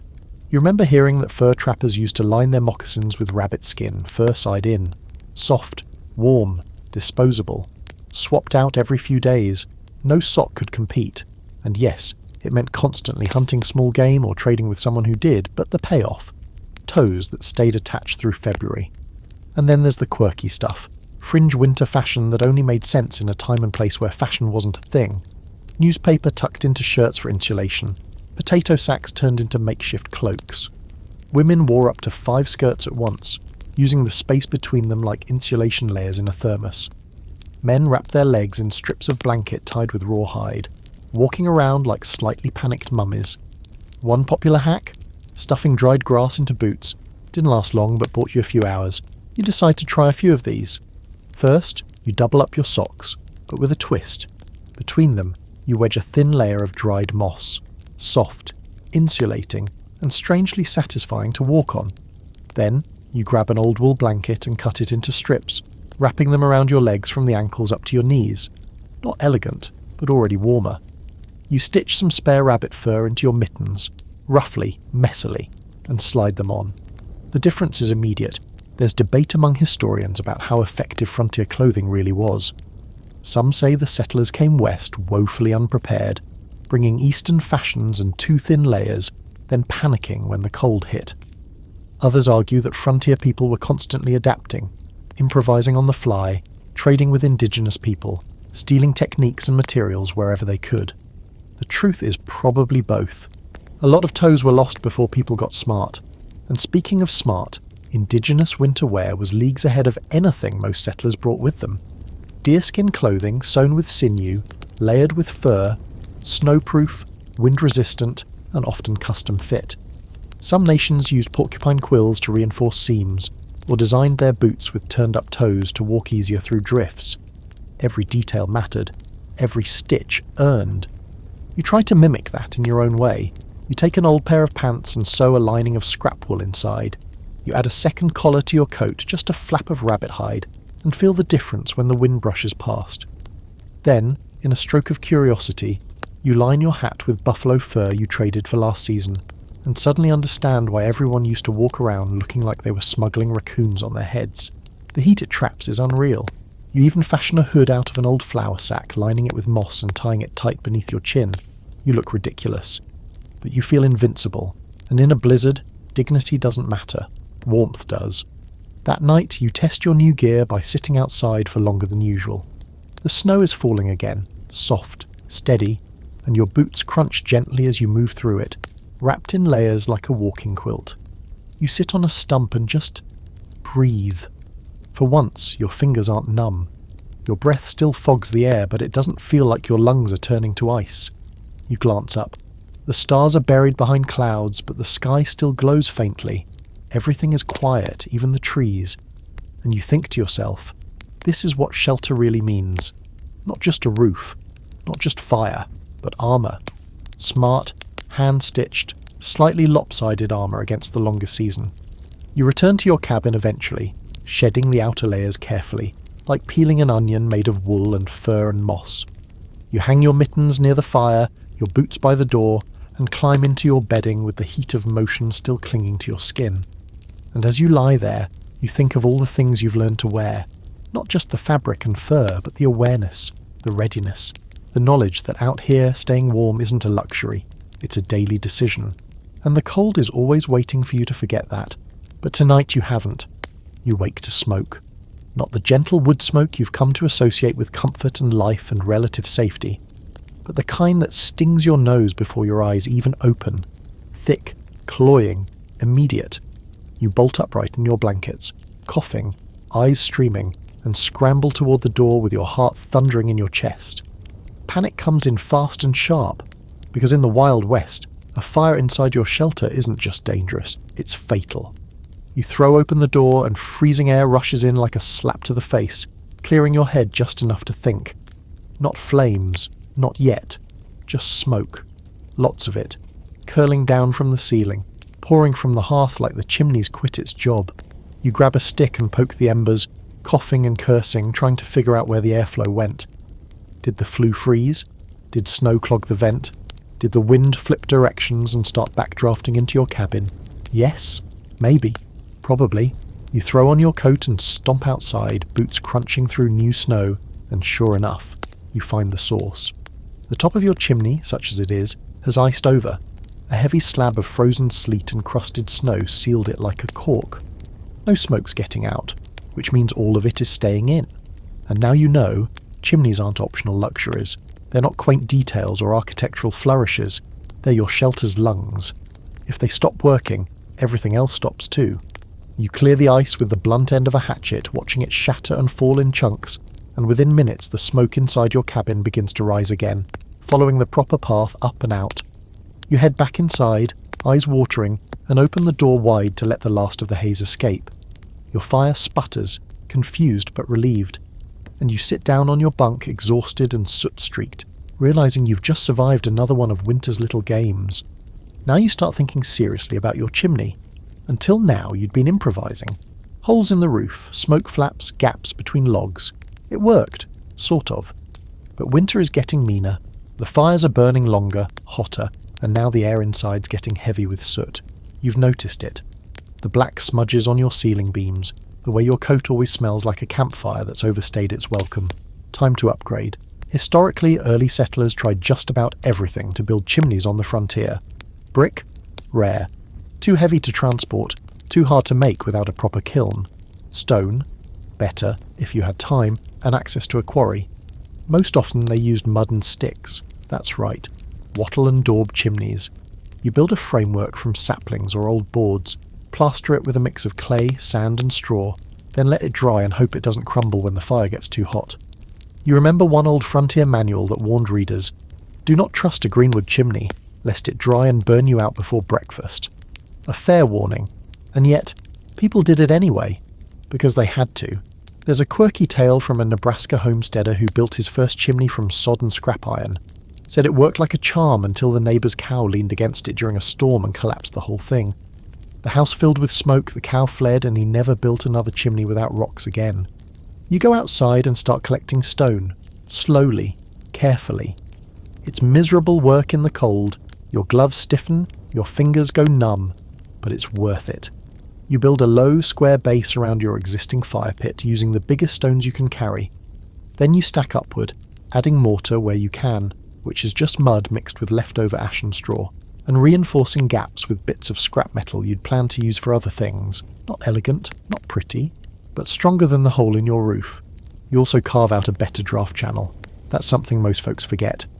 A good chimney doesn't just send smoke up, it pulls cold air in and hot air out, creating a flow that keeps the fire breathing. You dig a small trench under the hearth for airflow, place a pipe scavenged from an old stovepipe at the base, and watch as your fire roars back to life like you just handed it lungs. That night the difference is immediate. The air in the cabin is clearer, the smoke goes where it's supposed to. Your fire burns hotter, cleaner and brighter.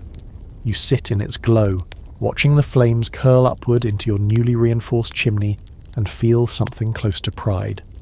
Of course, it's not foolproof. Chimneys in the West failed all the time.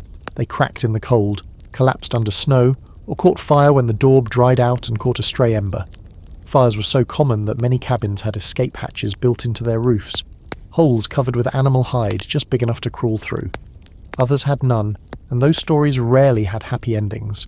You hear one in your head now, a grim little anecdote passed down from a trapper-turned-preacher who claimed he lost his winter cabin to a chimney spark in 1871. Said he watched the roof catch fire from his own bed, and by the time he got out the whole thing was gone. "The Lord spared me," he said, "but not my biscuits." You double-check your fire before bed, you place a kettle near the hearth, partly for heat, partly as a fail-safe. If it whistles in the night, you'll know the fire got too high. You stack an extra layer of stones around the base of your chimney, just in case. Then you crawl into your bedding, blanket pulled tight, eyes scanning the ceiling. Smoke stains, blackened beams, a faint persistent smell of pine and ash. This is life now. But at least the smoke is going up, not in, and as you drift off, muscles aching, eyes still a little raw from the morning scare, you realise this is what most people never understood about frontier survival. Comfort wasn't the goal. Control was. Even just a little. A chimney that draws right, a fire that burns clean, air you can breathe. Those are the luxuries. And they're earned. Tomorrow you'll patch more cracks, maybe add a stone cap to keep snow out. But tonight, you're not choking on your own fire. That's progress. The roof groans, not creaks, groans. A long, slow, aching sound, like the bones of your cabin are waking up sore from the weight of the night. You're already awake, lying on your back and staring at the dark planks above you, heart quietly thumping as each sound echoes a little louder than it should. You know that sound. It's not wind, not animals, it's snow, a lot of it, heavy, wet, and settling hard, which means you've got a new problem. Because no matter how well you've sealed your walls or managed your fire, if your roof gives in, you're done. You throw on your coat and boots, grab a stick you've been using to tend the fire and poke the ceiling beams. They hold, for now. But you can feel the pressure, hear it. That dense weight pressing down from above, one cold flake at a time. You step outside, boots crunching through powder that's reached mid-thigh, and look up. The roof is sagging under a fresh foot of snow. Thick, sticky stuff. Not the light, fluffy kind that drifts like ash, but the mean, wet snow that sticks to everything and packs like wet cement. It's beautiful in a cruel sort of way. The trees look like sculptures. The sky is slate grey. But all you can think is, I need to get that snow off before the whole place caves in. You grab a shovel and climb onto a stump to reach the low edge. Then you start pulling, heaving great white slabs off the roof, sending them sliding down in waves. Each time you clear a patch, the roof groans a little less. Each time your arms burn a little more. It's brutal work, but it has to be done. Because if snow piles up too high, it doesn't just add weight. It freezes, melts a little, refreezes, and turns into a slab of ice. One that can snap beams, crush rafters, and turn your cabin into a coffin in the middle of the night. Historically, this happened all the time. Early settlers often underestimated how much snow could fall, and how heavy it could get. They built with flat roofs because it was easier, faster, or they just didn't know better. But a flat roof in the West was an invitation to disaster. The smart ones started building with steep pitches, roofs that shed snow like a dog shakes off water. Others added poles that jutted from the eaves, letting them yank snow down with ropes from the safety of the ground. You wish you'd thought of that earlier. There's a grim little story from the Idaho Territory about a couple who built their first cabin with a flat sod roof. After a week of steady snowfall, it collapsed while they were sleeping. The wife survived by digging her way out with a spoon. The husband didn't. His name was found carved into the inside wall of the root cellar, scratched there sometime before the final collapse. You think about that story every time your roof groans now. It's not paranoia, it's memory. Your own cabin was never meant to last forever. The roof is a patchwork of bark, branches and snow-packed moss. You reinforced it with poles weeks ago, but those were stopgaps, temporary fixes. You hadn't counted on this much snow, this early, this heavy. No one ever does. You climb onto a crate to reach the higher edge and start clearing again. The snow slides off in sheets, crashing to the ground and scattering over your boots. Your hands go numb inside your gloves, and your breath rasps in your chest. It takes nearly an hour, but eventually the worst of it is gone. You hop down, soaked in sweat despite the cold, and glance upward. The roof still holds. But you know this won't be the last time you have to do this. Back inside, you stoke the fire and peel off your wet gloves. Your fingers are red and stiff, but they still work. That's all that matters. You start thinking about solutions, real ones.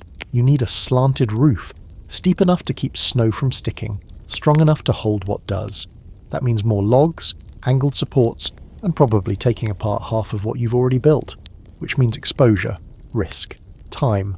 Or maybe you adapt like some homesteaders did and build an interior brace system, posts wedged from floor to ceiling to keep the beams from buckling. Ugly, but effective. You decide to try that first. You cut a few poles to length, shave them flat at the ends and jam them under the worst of the sagging beams. You wedge them tight, listening for any protest from the structure, and when there's none, you exhale. Even a temporary solution is better than waiting for the roof to flatten you. Some historians argue that roof failure was one of the most common causes of winter death. Not fire, not starvation, not frostbite, but bad design. Especially in places where snow came hard and fast. It wasn't just about sheltering from wind, it was about engineering against a silent, accumulating threat. People didn't just build homes, they learned to calculate weight, angle, drainage. They learned the hard way. There's a strange comfort in knowing that. You're not the only one to wrestle with snow loads and sagging beams. You're just next in line. And out on the frontier, knowledge was currency. People traded roof designs like recipes. Add another brace under the west corner. Pitch it toward the river so the runoff doesn't freeze your door shut. Use bark with the grain, or it peels and traps ice. Tips passed from one survivor to another. No manuals needed. You decide you'll make your own change tomorrow. Raise the angle with some angled crossbeams if you can find the right trees. In the meantime, you check the roof every few hours, clearing new snow as it falls. Your shoulders ache, your back's a question mark, but your ceiling holds. That night, as the wind picks up again and the snow starts falling in its lazy, silent way, you lie in bed listening, waiting. The groan is still there, faint, but it no longer sounds like a warning. It sounds like endurance. The roof may not be perfect, but it's standing, and so are you. There's a sound you don't hear often, not way out here, not this deep into winter, and when you do, it freezes the blood in your veins faster than any blizzard ever could. It's the low, deliberate crunch of something heavy moving across snow, not wind, not deer, something slower, smarter, closer. You're standing near your cabin, arms full of firewood, when it happens. Just a single crunch behind you, then nothing. You turn slowly, heart ticking like a drum, and scan the tree line. Everything's still. Too still. The wind is quiet today. The snow falls gently, flakes big and lazy like they're not in a hurry to get anywhere. And that silence makes it worse. You set the wood down gently. Your hatchet is still tucked in your belt and now your hand is on it. Crunch. This time, it's to your left. Closer. You turn your head just enough to catch a shape. Low, long, grey. Eyes level with yours but unblinking. It's a wolf. Full grown. Maybe 24 paces away. No snarl. No sudden movement. Just watching. Assessing. You don't run. You don't even blink. Running is prey behaviour. You know better. Wolves aren't your enemies, most of the time. But winter does strange things to hunger. Out here, starvation makes the rules, and if the pack's nearby, this one might be testing you. You've heard the stories. Packs that trailed lonely trappers for days, waiting for frostbite or injury or a fire that burned too low. Stories where the wolves were quiet and patient and only struck when they were sure they'd win. So you stare back, fingers tightening on your hatchet. You lower your stance slightly, not threatening, just grounded. Ready. And then the wolf blinks, looks away, turns. Another shape appears behind it, farther off, then a third. But they don't come closer. The first one glances over its shoulder once, like it's making a decision, and then the group melts back into the trees. You exhale like you've been holding your breath for an hour, and now, finally, your knees start to shake. Predators. You built this shelter to fight off cold, snow, and loneliness. But now, as you stack the wood inside and bar the door for the night, you're reminded of something people in the West always knew, but often forgot until it was too late. Winter brings company. Wolves, coyotes, mountain lions, even desperate bears if the freeze doesn't come fast enough. They don't knock, they don't roar, they just show up. And if your shelter isn't ready, they'll test it, scratch at the door, circle in the dark, look for weaknesses. You pull out the extra boards you've been saving for emergencies and begin reinforcing the cabin. Not because you expect a siege, but because now, your brain won't let you sleep otherwise. You board up the lower window, just a hole covered in hide and wishful thinking. You add a crossbar to the door, and then you scatter ashes around the perimeter, an old trick to spot fresh tracks. If something circles in the night, you'll know by morning. It's not just paranoia, it's preparation. There are old journals full of similar stories. Trappers who were dragged out of tents. Families who lost livestock because they thought their barn was secure. One legendary tale from northern Colorado tells of a woman who woke to find 3 wolves in her sod house, having slipped through a loose corner while she slept. She fought them off with a ladle, survived, named her next child Grey. Whether the story's true doesn't even matter. People believed it, because out here, it could have happened. Some scholars debate whether wolves really posed a significant threat to humans during Western expansion. The records are spotty. For every confirmed attack, there are dozens of myths, cautionary tales, or drunken exaggerations. Most wolves avoided humans, especially groups. But lone travellers, isolated cabins, a dying animal, those were tempting targets, and desperation skews behaviour. So you don't take chances. That night you sleep light, hatchet within reach, one ear tuned to every crack and creak, but nothing comes. Still, when you step outside the next morning, there they are. Tracks. Fresh ones. A half circle around the cabin. Close. Measured. Like a curious ghost walked the perimeter and took notes. Your mouth goes dry. Not fear this time. Something more like awareness. You're not alone out here. Not by a long shot. You never were. The woods are full of things just smart enough to know how weak you are at the edge of winter. You consider baiting a snare. You've seen how the locals do it. Dig a shallow pit, cover it in snow-dusted brush, lay a scrap of meat. A crude trick, but sometimes effective. Or maybe just set warning bells on a trip line across the front of the cabin, a heads up if anything starts sniffing too close. You've never built one, but suddenly it feels like a skill worth learning. You also sharpen your tools. The hatchet, a long knife, a piece of metal you hammer into a crude spear point. It's all theatre maybe, but theatre helps you sleep. Because no one writes about this in the building guides. The predators. Everyone talks about weatherproofing, not wolf-proofing. About how to stop the cold from coming in, but not how to keep teeth out. Yet this was part of winter survival too. Especially for ranch hands guarding livestock or settlers who built their homes near migration trails. Fences were only half the battle. The other half came at night, quiet and padded and hungry. That evening you watched the tree line from your doorway. No movement, no eyes glinting in the dusk. Just trees, just snow, just the kind of stillness that might be nothing, or might be something watching. Inside you double-check the door again. The bar holds, the fire is strong, your tools are near, and your heart, finally, begins to slow. Because if winter is a siege, it's not just cold battering your walls, it's hunger. Yours, theirs, everyone's.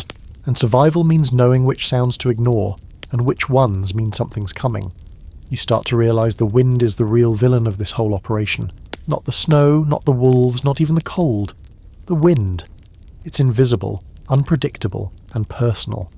It's the thing that strips the heat from your fire before it can reach your fingers, that slips between your layers no matter how many you're wearing, that howls through your chinks at night like it's laughing at you. And worst of all, it changes. One minute it's a soft whisper coming from the south, and the next it's barreling in from the north like a freight train made of ice and regret.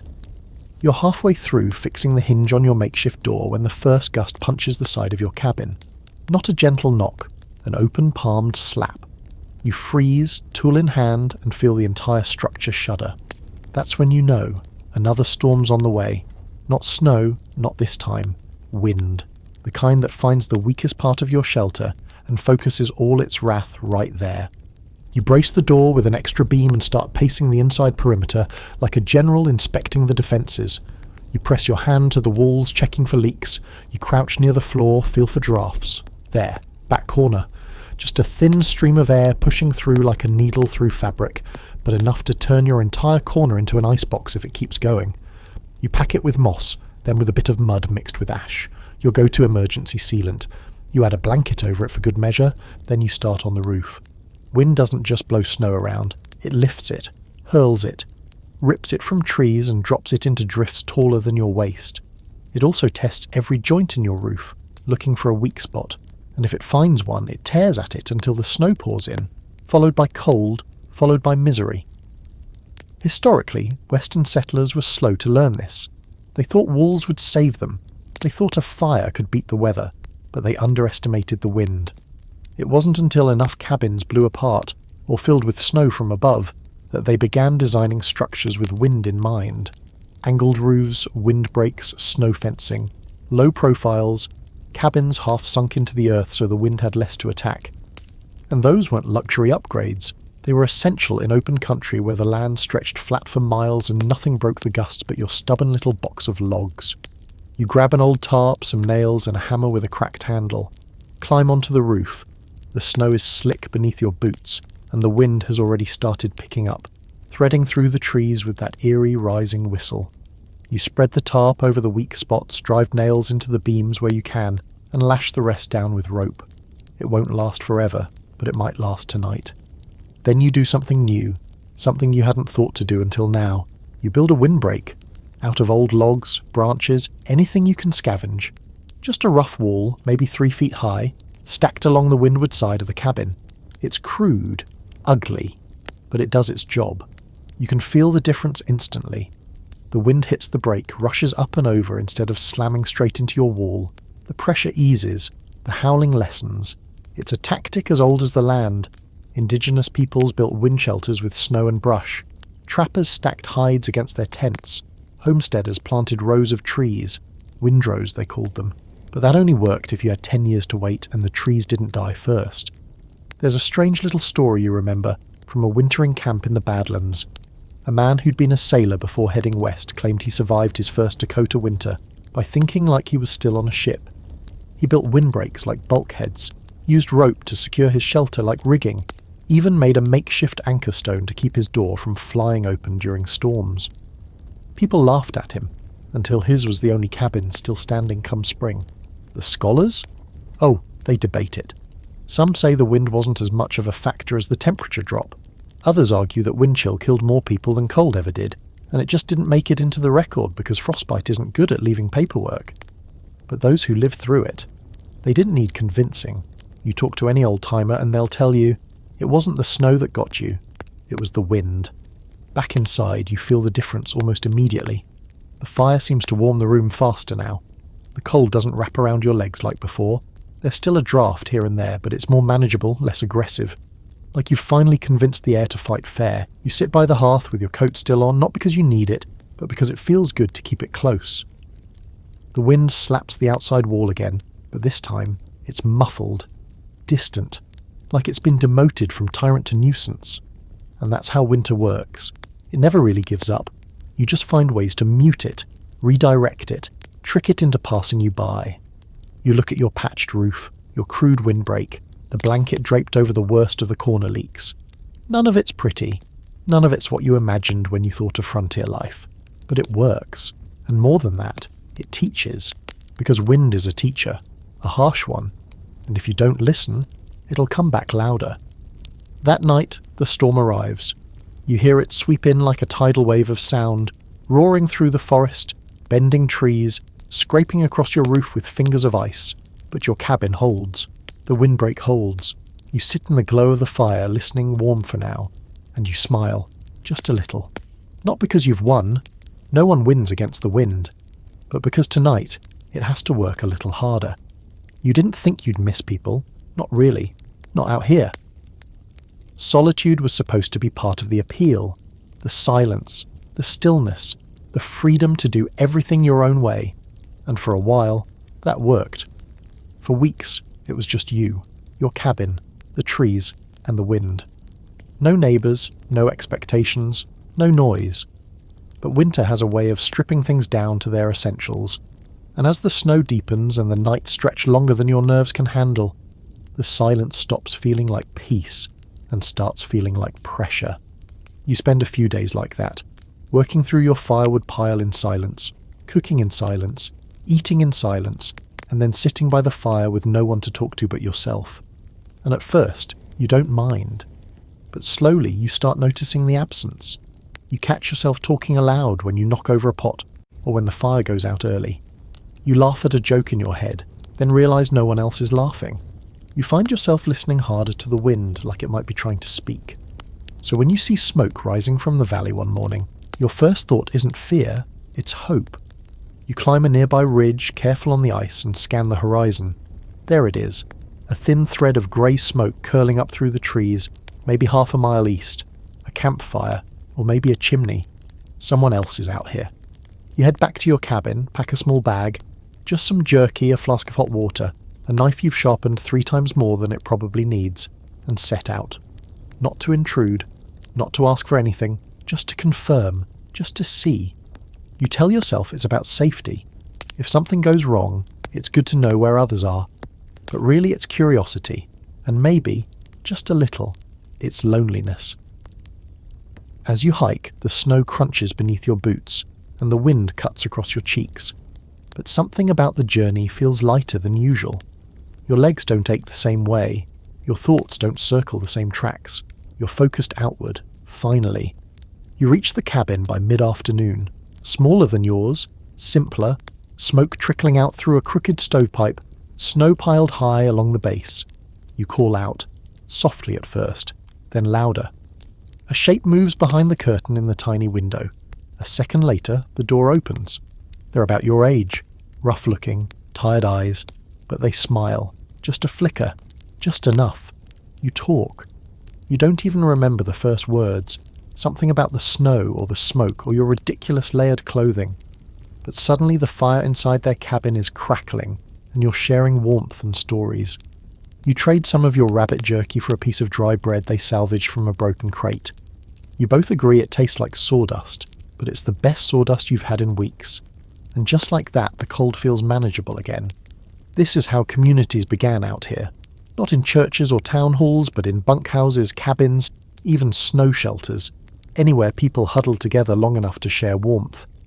Homesteaders would build within sight of each other's smoke trails, sometimes within shouting distance. Not because they wanted neighbours, but because they needed them. You could go a whole winter without speaking, but knowing someone was close by, that was insurance. There's a story from the Wyoming frontier about a family who lost their fire during a 3-day whiteout. They were half frozen when a neighbour spotted the absence of smoke and dug his way to their cabin through snowdrifts higher than the roof. He brought fire in a bucket, literally carried embers across half a mile. That's what passed for heroism out here, heat. Some historians debate whether isolation or exposure killed more settlers in the West. The records are fuzzy. Weather is easier to document than mental collapse. But there are endless journal entries about the silence, about the voices people started hearing in the wind, about how even the strongest pioneers cracked under too many nights alone. That's why you stay longer than you meant to. Hours pass and the conversation flows, awkward at first, then natural. You both laugh at the same dumb story about a frozen boot. They tell you they once burned the soles off their shoes by putting them too close to the fire. You admit you nearly suffocated yourself 2 weeks ago when your chimney iced shut. And just like that, you're not strangers anymore.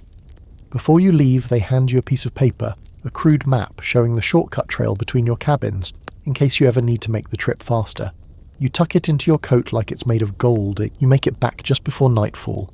The wind has picked up again, and the trees are groaning under the snow's weight. But you don't care.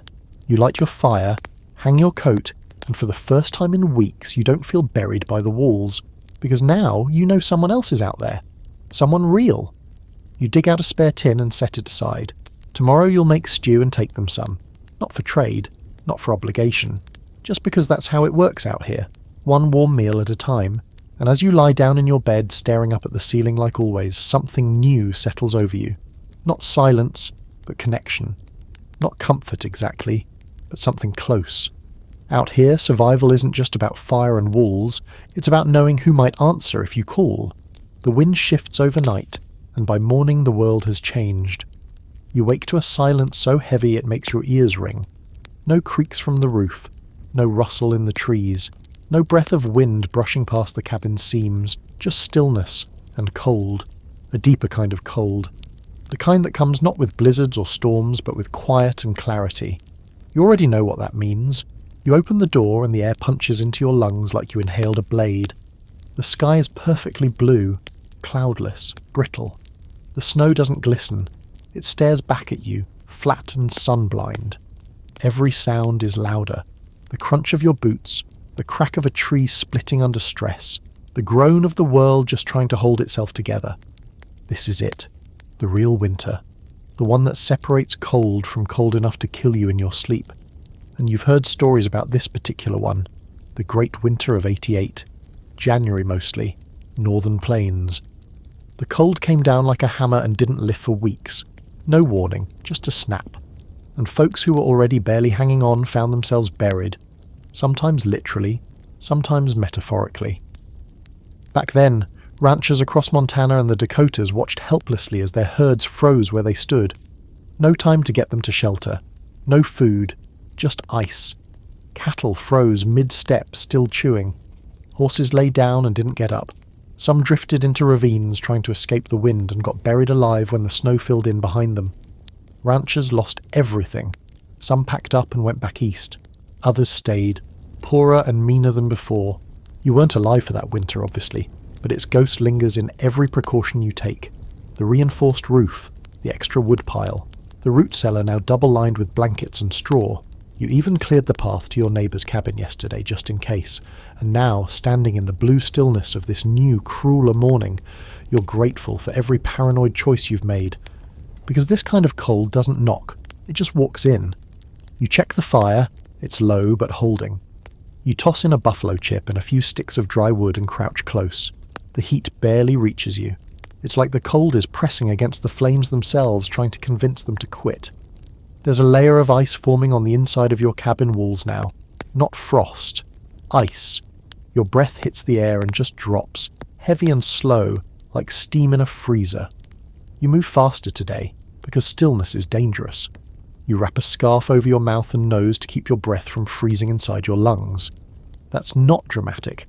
That's real. You once read about a man who passed out during a similar freeze after taking one deep breath of -60 air. Didn't die, but he never spoke quite the same again. And here's where things start to get weird. Because during these historic cold snaps, the world behaves differently. Sound travels farther. Trees explode, literally, when the sap inside them freezes and expands with nowhere to go. You hear one such pop in the woods this morning, and even though you know what it is, it still makes you jump. This cold doesn't care how many walls you've built or how good your coat is. It finds the gaps, always. It comes up through the floor, down through the roof, in through the seams of your mittens. The only real defense is movement and vigilance. You decide to check on your neighbor, the one you met last week. You pull on every layer you have. Double socks, fur-lined coat, scarf, mittens. You tuck hot rocks into your coat pocket to press against your ribs. Then you step into the cold. The air steals the breath from you instantly. Your eyes water. The tears freeze. It takes 20 minutes to get there, even though it's only a half mile. You lose feeling in your toes halfway through. By the time you arrive, your scarf is stiff with frost. You knock, harder than you need to. The door opens a crack, eyes peer through wide and red. "Just check in," you say. They nod. That's all you need. You trade a few supplies. A bit of jerky for half a dried onion. No one's pretending to be generous. It's just math. They say their fire's low. You suggest pulling the bedding into the root cellar, maybe sealing it tight for the night. It's good advice. Might even save their life. On your way back, you catch yourself whispering under your breath. Not a prayer exactly. More like a negotiation with the sky. Let the fire hold. Let the roof hold. Just one more night like this, and then maybe it'll break. There's a scholarly debate, has been for decades, about whether the Great Winter of 1888 was the worst on record. Some point to 1886, others to the brutal snowfalls of 1936. But the journals from 1888 tell a different kind of story. Less about totals, more about weariness. You can read it in the writing, sentences that taper off, half-finished entries, pages stained by the fire or tears or both. It was a winter that didn't just freeze bodies, it froze hope. Back in your cabin, you seal everything again. You add more stones to the fire pit, pile blankets around the edges of your bedding, crawl in wearing most of your clothing, and lie still. You can hear your heartbeat louder than the wind. That night the sky is clear. The temperature drops even further, colder than it's been all year. The fire crackles steadily, but its heat barely fills the room. You hold your hands close, rub your feet together inside your boots and count every flicker of the flame like it's a countdown. This isn't the kind of night where you drift off. This is the kind of night where you doze, then snap awake to check the fire. Then again, and again. You sleep like a watchman, half-brained and alert, ready to jump up the moment the fire dims or the wind gets clever. And through it all you survive. When morning comes, your beard is rimmed with frost and your water jug is frozen solid, but your fire is still alive. And so are you. You're not sure when it started, maybe during the cold snap or sometime in the days after, but your cabin's gotten quieter, not just from the snow muffling the world outside. No, something in the walls has changed. You listen for it now and you can feel it more than hear it, the difference between a space that holds warmth and one that just happens to contain it. That's when it clicks. Insulation. Real insulation. Up to this point you've survived by brute force. Fire, fur, layers, hot rocks. But the warmth you've been chasing keeps slipping out between the logs, floating into the night like your breath. You've sealed gaps with moss and mud, stuffed rags into corners, even hung blankets like drapes. But now you're thinking bigger, smarter, like the settlers who stayed out here long term and learned how to trap heat the way they trapped rabbits, with patience and cleverness. You start studying your cabin differently. The walls, yes, but also the floor, the ceiling, the joints. Where does the warmth go? And how do you keep it? You remember reading somewhere that in early homesteads people used whatever they had, sawdust, straw, newspaper, even ashes, to fill the spaces between walls. It wasn't about perfection. It was about plugging every hole until the cabin felt less like a wooden sieve and more like a sealed jar of soup. So you get to work. First the walls. You've got an old stack of newspapers you used to line a crate. Not much, but they'll do. You roll and wedge them into the wider cracks, where mud chinking has started to dry and crumble. You find an old flour sack, shred it into strips, and stuff it into the thin vertical seams between logs. Then you add more moss over top, double layered. Ugly as sin, but efficient. Next, the ceiling. It's never been properly sealed, just rough-hewn boards with a few branches tossed over the top. The snow helps insulate, sure, but not enough. You take old burlap sacks and nail them up between the rafters, creating a kind of drop ceiling effect. Between the burlap and the roof, you pack straw and leaves you stored back in autumn. The room gets darker immediately. The warmth stays longer. The floor is the real problem. Cold seeps up from the dirt like regret. You don't have floorboards, just packed earth, but you can work with that. You lay down spruce boughs first, then a layer of flattened hide, then your bedroll. It's not furniture store luxury, but it creates enough of a barrier that your bones don't feel like they're lying on a frozen river anymore.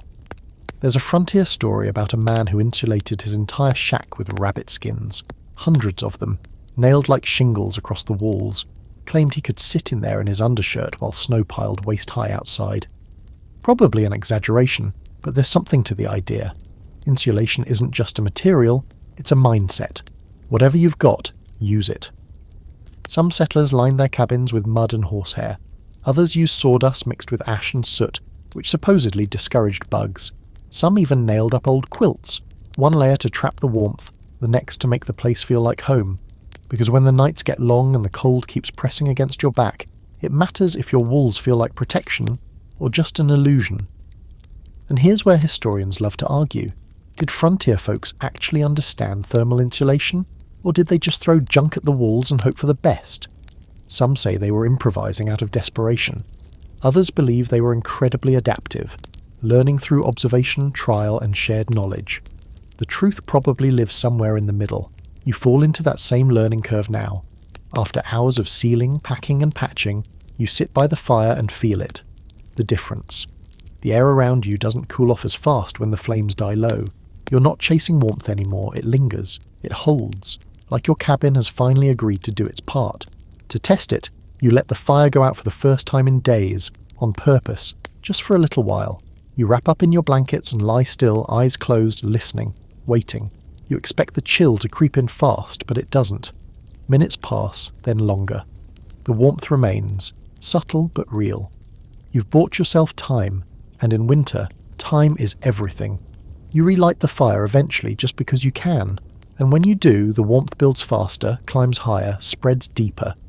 Because it's not escaping anymore. You've stopped the leaks, or at least slowed them down enough to matter. That night, you sleep deeper than you have in weeks. You wake up only once to adjust a blanket. No frozen nose, no stiff fingers, no coughing from smoke that won't rise. Just quiet. And a slow, steady pulse of warmth around you like a second skin. The insulation isn't glamorous. You can't see it and feel proud the way you do with a new tool or a stack of chopped wood. But it works. It's what separates the people who made it through the winter from those who didn't. It's what turned a pile of logs into a home. In the morning you go outside and check the roof. The snow is thick, the sky is clear, but when you come back in, the warmth hits you like a handshake. You built this, one patch at a time. You've been carrying fire from the beginning. It's the one thing you tend like it's alive, because out here it is. It's your cook, your doctor, your night watchman, your heat. Without it, everything collapses fast, and the way you treat fire, it changes. At first, it's just a thing you light and feed and hope doesn't go out. But the deeper winter gets, the more the fire becomes a ritual, a relationship. You learn its moods. You start reading the way it burns, the way it crackles, the sound it makes when the wood's too green or the air's too wet. And you learn its tricks. Because not every fire has to come from a full stack of logs. Sometimes you don't have the energy to split wood, or the time to wait for a flame to catch. Sometimes you're too cold to be patient. That's when you start using the little hacks, the heating tricks you never would have imagined back when your hands still had feeling, and you thought a warm room came from walls alone. The first trick is one you already know now: hot rocks. You've been doing it in small ways, heating stones near the fire, tucking them into your bedding, but you start getting strategic about it. You rotate them, set up a rock circle around the fire so you've always got some heating while others charge. Big, dense rocks hold heat longer. Soapstone, if you can find it, stays warm for hours. You wrap the stones in cloth and drop them into the foot of your bedding before you sleep. No frozen toes. Next up, ember pots. You fashion one from an old tin coffee can, punching holes in the sides near the bottom. You scoop embers into it when you leave your cabin, nestle it in a pile of ashes, and cover the top with a flat stone or a chunk of scrap iron. It's a portable heater, more or less. It won't light a room, but it'll keep a small space warm enough to keep you from shivering to death. The same trick was used by cowboys sleeping out on the trail, carrying coals in metal pots, wrapping them in wet burlap to keep them smouldering, then using them to relight fires at the next camp. You test it one evening in your root cellar. Bring the ember pot down, let it warm the tight space while you sort through your dwindling food supply. It works better than you expected. The air down there doesn't bite. You could sit for hours. You might need to, eventually. Then there's the bed warming bottle, another borrowed trick from back east. You take a tin flask, fill it with boiling water, seal it tight, and tuck it between your layers before bed. You're not sure why it took you this long to try it. It works like a charm. Settlers use stoneware jugs or even thick glass bottles wrapped in socks. You don't have either, but your flask does the job. There are fringe stories of even stranger fire hacks. One tale tells of a man in Colorado who used a hollowed-out log filled with ashes and coals, sealed on both ends and slung under his wagon like a stove on wheels. Used it to heat a rolling bunk during winter treks. Another claimed his grandmother survived a winter by heating bricks in her oven every evening. stacking them in a basket beside the bed and rotating them through the night like a one-woman train schedule. People got creative. When survival is on the line, you stop caring if something looks ridiculous. You care if it works. You start testing every trick you've heard of. You hang a pot of water above the fire, not to cook, just to humidify the air. Dry heat cracks your skin and splits your lips, but moist air holds warmth better. Settlers would hang wet cloths or even steam snow to keep cabins from drying out. You notice it helps you breathe easier, especially at night. Then you experiment with heat reflection. You prop up an old sheet of metal behind the fire, angled just so. The heat bounces off and spreads deeper into the room. You remember reading how some cabins were built with whitewashed walls for the same reason. More reflection, more warmth. You tack up a scrap of white canvas behind your fire pit and swear the room gets warmer faster. You think about how much time you've spent gathering fuel, days and days of chopping, hauling, drying, and realise how much energy these hacks save. A few well-placed stones, a properly sealed window, and a hot water bottle do more than a stack of half-burned logs sometimes. It's not about how much you burn, it's about how you hold on to the heat. And the longer you survive out here, the more you appreciate how fire becomes something beyond utility. It's a companion, not romantic, but steady. The fire doesn't ask questions, doesn't judge, it's just there. If you feed it, if you respect it, and if you're careless, it turns on you without mercy. You've seen that too. There's a scholarly argument about whether these fire hacks were widespread or just lucky anomalies passed down in family stories. Some claim people clung to routine, logs, smoke, repeat, and didn't innovate much. Others say the frontier was a hotbed of trial and error, where necessity bred constant invention. But honestly, you don't care which camp wins. You care that your rocks are still warm in the morning and your breath isn't fogging up inside your blanket. And the biggest trick of all, you learn to let the fire go low when it doesn't need to be high. That's a shift in mindset. In the beginning, you thought more fire meant more survival. Now you know better. Sometimes you just need a flicker, a coal, a single ember with enough life to start again. You don't fight the cold with noise. You outlast it with strategy. Tonight you set your stones, seal the windows, boil your water, and pull your bedding close to the embers. The fire is small, quiet, but the cabin is warm. That's the trick no one tells you about winter. It's not just what you burn, it's how you keep what you've earned. The cold does strange things to your mind. Not just the dulling of your fingers or the stiffness in your joints, but real, deep, odd shifts in how you think, how you remember. Some mornings you wake and forget what day it is. Some evenings you sit by the fire and catch yourself staring into it so long you lose whole hours. Your brain starts to drift in loops. What did you eat? Did you stoke the fire? Did you dream that noise or actually hear it? And then, almost by reflex, you check the fire again. It's still going. You're still here. But lately your thoughts have turned toward one thing more than any other. The people who had it worse. The ones who survived these winters not as loners, not as grizzled trappers, but as families, as parents. With toddlers crawling across dirt floors and babies crying into blankets frozen stiff at the corners. You think you're cold now? Try nursing an infant in a sod house at 10 below, with no light but a flickering fire and a can of lard for medicine. That's real survival. You start thinking about them constantly. The women who kept their kids alive when half the roof leaked and the flour barrel was down to its last dusty scrape. The old men who kept fires going all night while little ones shivered beside them. How the most vulnerable, the young and the old, weren't afterthoughts. They were the whole reason people endured. You think of one story, something you heard long ago. A settler family in the Minnesota territory, buried in snow for a week.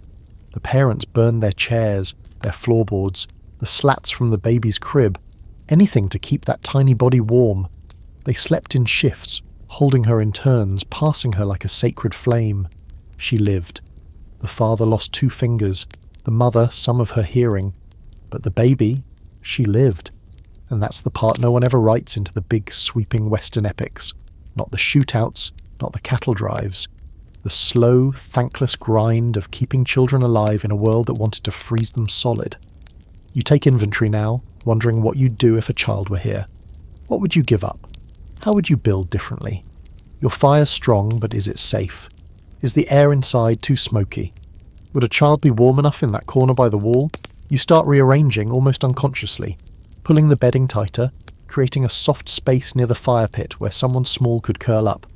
You cut up an old shirt to make a liner for the blanket, stuffing it with dry grass. You even hang a blanket like a curtain between that space and the rest of the room, just enough to keep it separate, quieter, warmer. Because the thing about kids in winter, especially back then, was that their lives hung on margins. 1 degree too cold, 1 meal too few, 1 missed fire, and that was it. Even now, in this imaginary preparation, it's stressful, and you have no one here, but imagining you did changes everything. You recall how some frontier families prepared for winter specifically around the kids. They dug deeper cellars to store potatoes so children wouldn't starve, sewed miniature coats from leftover scraps, crafted mittens from hide, socks from rabbit fur. They layered cribs with bark beneath the blankets to trap heat. Some families even built smaller cabins just for the children, insulated boxes within boxes where warmth could be focused. Then there were the dangers beyond cold. Smoke inhalation from badly vented stoves, frostbite from sneaking outside to use the outhouse, a child getting too close to the fire and catching a sleeve alight. No safety net, just vigilance. Parents couldn't afford to sleep deeply. The cost was too high. There's a fringe account from an 1874 Nebraska homestead about a boy no older than 5 who learned to stoke the fire before his parents woke up, because both of them had fevers and couldn't move. For 3 days, that child kept them warm, fed them broth made from snow water and a half-dissolved cracker. They all survived. The parent said he never spoke the same after that winter. You imagine what that kind of responsibility would do to a kid, or to you if you were responsible for one, and then you start noticing the details you've been overlooking, how quickly the temperature drops after sunset, how much colder it is near the floor, how long it takes the cabin to warm up again once the fire dies. You jot down a checklist, something to do if, heaven forbid, you ever had to protect someone smaller, weaker, someone counting on you. Reinforce the bedding, pre-warm the sleeping area, set an ember pot near but not close enough to touch. Make sure the bucket of water isn't frozen solid for emergencies. Check the chimney before bed, every night. Scholars sometimes argue that the Wild West myth left out women and children not because they weren't there, but because they didn't fit the story people wanted to tell. Cowboys and outlaws were exciting. Midwives and mothers weren't. But the truth is, more people survived the West because of the women boiling broth and sewing mittens than the men with 6-shooters. It wasn't glamorous, but it was essential. And here's the thing you come to understand sitting by the fire with that blanket curtain rustling gently behind you. Shelter is never just for you. It's for whoever might need it next, even if they never come, even if they're only ghosts in your imagination. So you keep the child's corner, you keep the extra blanket, you keep the routine of checking the fire twice before sleeping, not because you expect anyone, but because this is what people did. This is how they made it. You wrap yourself tightly in your bedding, but your eyes drift toward that little space near the fire one more time before sleep.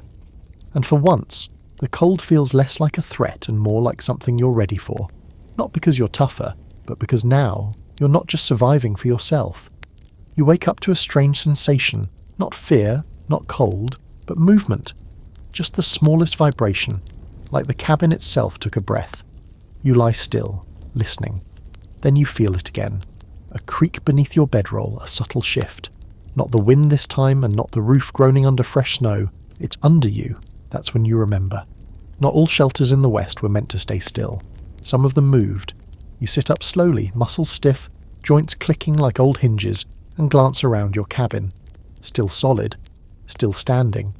But that memory is awake now, clear and unexpected. Those early families and trail crews who never stayed in one place long enough to build walls. Shelters on the move, portable homes, rolling, folding, collapsing, disassembling, ready to be packed up and hauled to wherever the land or weather or opportunity demanded. And suddenly your permanent little cabin feels heavy, like a planted tree that can't run when the fire comes. Back then mobility meant survival. Homesteaders who failed their first claim sometimes packed up and tried again 50 miles west. Ranch hands travelled with the herd, trappers followed the rivers, and survey crews followed the rails. You didn't always have the luxury of planting roots, and if you wanted shelter, you brought it with you. You throw a blanket over your shoulders and head outside, scanning the snow-blanketed forest for inspiration. The sun's just barely breaking through the clouds, laying pale gold light over the trees. You think about those canvas wagon covers, how they weren't just protection from rain, but became shelter in a pinch.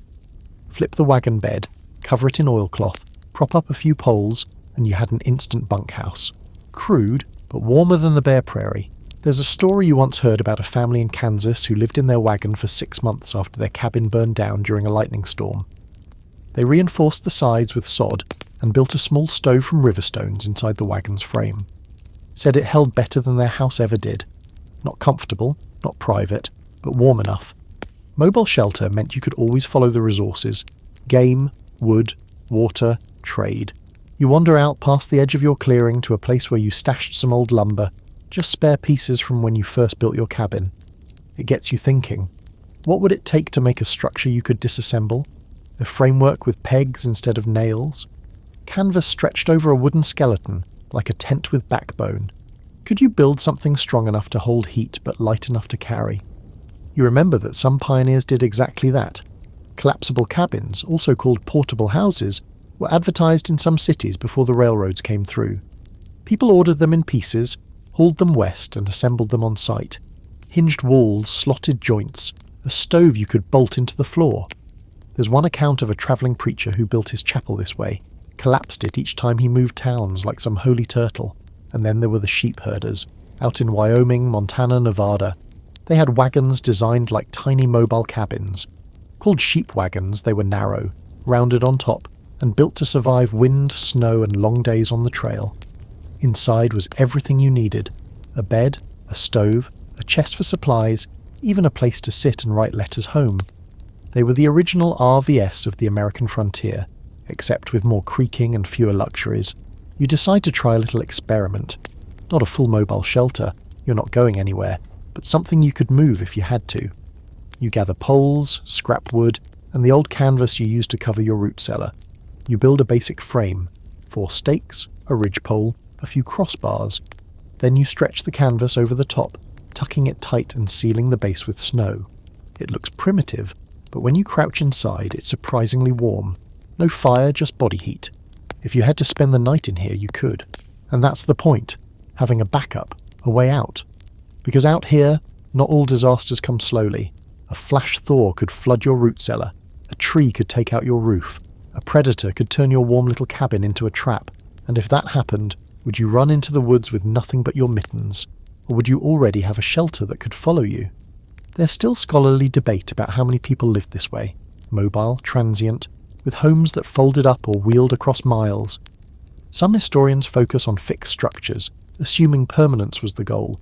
Others argue that for many frontier folk, life was always temporary. Seasons changed, fortunes shifted, rivers dried up. A good shelter wasn't one that lasted forever. It was one that lasted long enough to keep you breathing. You stay inside your little makeshift tent for a while, watching the fabric puff and settle with your breath.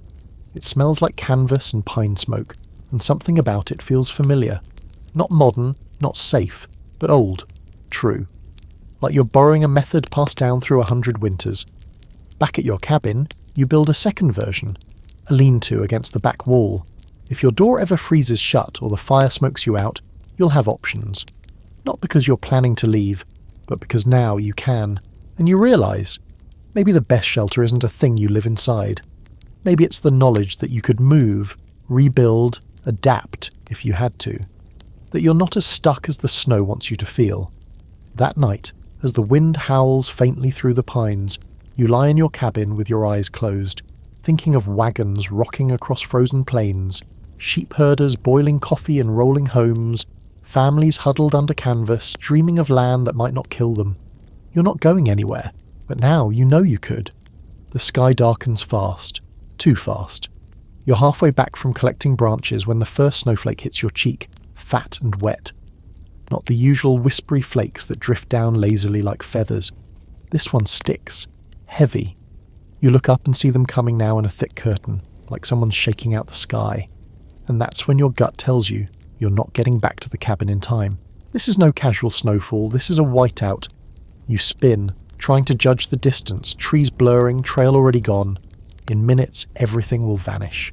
The snow thickens, pressing in around you, swallowing sound. You know how this works. People disappear in storms like this, sometimes only 100 yards from home. They panic, run, freeze. A man was found in Nebraska in 1873 curled into a snowdrift 3 steps from his front door, his tracks erased behind him in seconds. So you don't run. You move methodically like a practice drill. You find shelter. The trees are thinning up ahead, and your visibility is already shrinking to arm's length.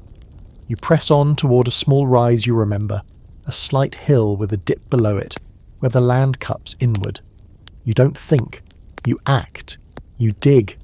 You drop to your knees and start carving a hollow in the snowbank with your gloved hands. Every few seconds you pause to listen, nothing but wind, muffled and constant, like a sigh pressed against your ears. Snow packs around you quickly. Good, that's what you need. Cold snow insulates, as counterintuitive as that sounds. It's air trapped in flakes. Once you carve out the middle, the snow will keep the worst of the wind out and your body heat in. Snow caves. You'd read about them. Maybe even laughed about them once. What kind of fool hides inside snow to stay warm? But out here, in a storm like this, it's the only trick you've got. Indigenous hunters use them on the plains, especially when caught far from their camps during sudden squalls. Dig a cavity, crawl inside, survive. You hollow it out slowly, throwing snow behind you. You pack the interior smooth with your hands, careful not to make the roof too thin. Last thing you need is a collapse. Once it's big enough to fit your crouched body, you wriggle inside, feet first, dragging your supplies in behind you. It's not warm exactly, but it's not deadly. The change is immediate. Outside, roaring white, screaming wind. Inside, silence. The snow becomes walls. A womb. Your breath fills the air, warm and damp, frosting the ceiling just inches above your face. You pull your scarf tighter, press your knees to your chest, and wait. Settlers caught in blizzards often didn't have this knowledge. They tried to build fires which melted the snow and collapsed their shelters. Or they kept walking, thinking movement meant survival. But snow blindness and confusion made short work of direction. They circled, collapsed, froze. Entire schoolhouses of children died within sight of safety because they left too soon or too late. You remember reading about the children's blizzard of 1888? Yes, the same winter you've been dancing with all season. It struck the Midwest just as kids were being let out of school. Temperatures dropped 40 degrees in an hour. Teachers tried to lead them home. Some made it. Others didn't. The lucky ones found haystacks, caves, even hollow logs to crawl inside until morning. Makeshift shelters, snow caves, anything. It's hard to say how long you're in yours. Minutes stretch strangely when you're half frozen. You count your breath. You check your fingers, your toes. You resist the urge to fall asleep. You've heard the stories. Sleep in the snow too long and you wake up nowhere. So you focus. You remind yourself that snow insulates but also breathes. You've left a small hole behind you for airflow, barely the width of 2 fingers. It's enough. You hope. And here's the strange part. After a while, you start to feel okay. Not warm exactly, but stable. Like the cold has stopped trying to kill you and started tolerating you. Your heartbeat slows. Your thoughts unfreeze. You're still in control. Fringe survivalists have practiced these exact scenarios for years. Some even teach courses on it. There are heated debates in the cold weather community about whether snow caves are more effective than ice tents, or whether igloo-style shelters offer better weight distribution. You don't care about any of that right now. You're just glad your fingers are still moving. Eventually the snow outside begins to lessen. You can hear the wind taper down, no longer snarling through the trees. You press gently at your entryway. The wall gives. You push, and light filters in, a dull grey glow that feels like sunrise. You claw your way out slowly, blinking as the white world returns. Everything is blanketed. The forest is new. Your trail is long gone, but your legs still work. You mark your snow cave with a broken branch, just in case, and begin walking. Slowly, deliberately. You triangulate your position by the slope of the land, the angle of the light, the vague familiarity of a bent tree you passed hours ago. After some time, an hour, maybe 2, you see it. The shape of your cabin, rising like a ghost from the drift. You almost laugh, almost cry. Inside, everything is as you left it. Fire low, but embers alive. You strip off your wet layers and wrap yourself in wool, shivering but grateful. And now, you know something you didn't before. You don't always need a cabin. You don't always need walls or stoves or a roof. Sometimes you just need a way to stay still long enough for the danger to pass. Sometimes shelter is a pocket of silence in a storm, and it's enough. You've noticed something that sneaks in once the sun sets and the fire burns low. Something harder to fight than frostbite or hunger or howling wind. It comes when the chores are done, the kettle's quiet, the embers are red and pulsing like the last heartbeat in the room. You sit in silence, no pressing danger outside, no immediate problem inside. And that's when it hits. The ache. Not physical, not even emotional exactly. It's mental. A weariness in your bones that has nothing to do with labour. It's loneliness. No, not the kind you feel during the day when you're busy and focused and moving. This one's different. It's heavier at night. The cold keeps your body alert, but your mind, it wanders. It plays tricks. Memories feel louder in here. Doubts creep in with the drafts. And if you're not careful, that silence will pull you apart thread by thread. So like those who survived before you, you turn to one of the oldest shelters of all, storytelling. It starts simple. You talk out loud, narrating what you're doing. Stoking the fire again. You chuckle at your own commentary, even if it's mostly to keep from slipping into the quiet too far. Then you start telling stories. First the ones you remember. Campfire tales, childhood legends, half-true family histories you swore you forgot. You sit cross-legged on your bedroll, lit by the fire's red light, and you speak them into the dark. And it works. Somehow it works. Because out here, words fill the space where people used to be. Settlers knew this. Indigenous families too. Fireside storytelling wasn't a hobby. It was preservation. Of sanity, culture, hope. In a one-room cabin in the dead of winter, with snow stacked to the eaves and wolves circling beyond the trees, a story was more than entertainment. It was structure. Something that gave shape to the endless dark. There's a record from 1869 of a widow and her 3 children who were snowed in for 5 weeks in Colorado. They ran out of flour in the 3rd week, burned the last of their furniture in the 4th. But the part the oldest daughter remembered most? Her mother's nightly stories. Every evening, without fail, her mother would sit at the hearth and tell tales of kings and forests, of rivers that healed, and heroes who returned home. She made the cold seem farther away, the daughter wrote years later. You understand that now. You feel it. Soon, you start inventing your own stories. Characters cobbled together from memory and imagination. Plot lines that spiral out as you sip your last bit of tea, staring into flame. You give names to the squirrels you've seen darting through the snow. You imagine their societies, their rules, their little dramas. You narrate their lives as if you're some omniscient forest god. It sounds ridiculous, but it passes the time. It keeps your mind moving instead of shrinking. Some nights, you speak to those who aren't there.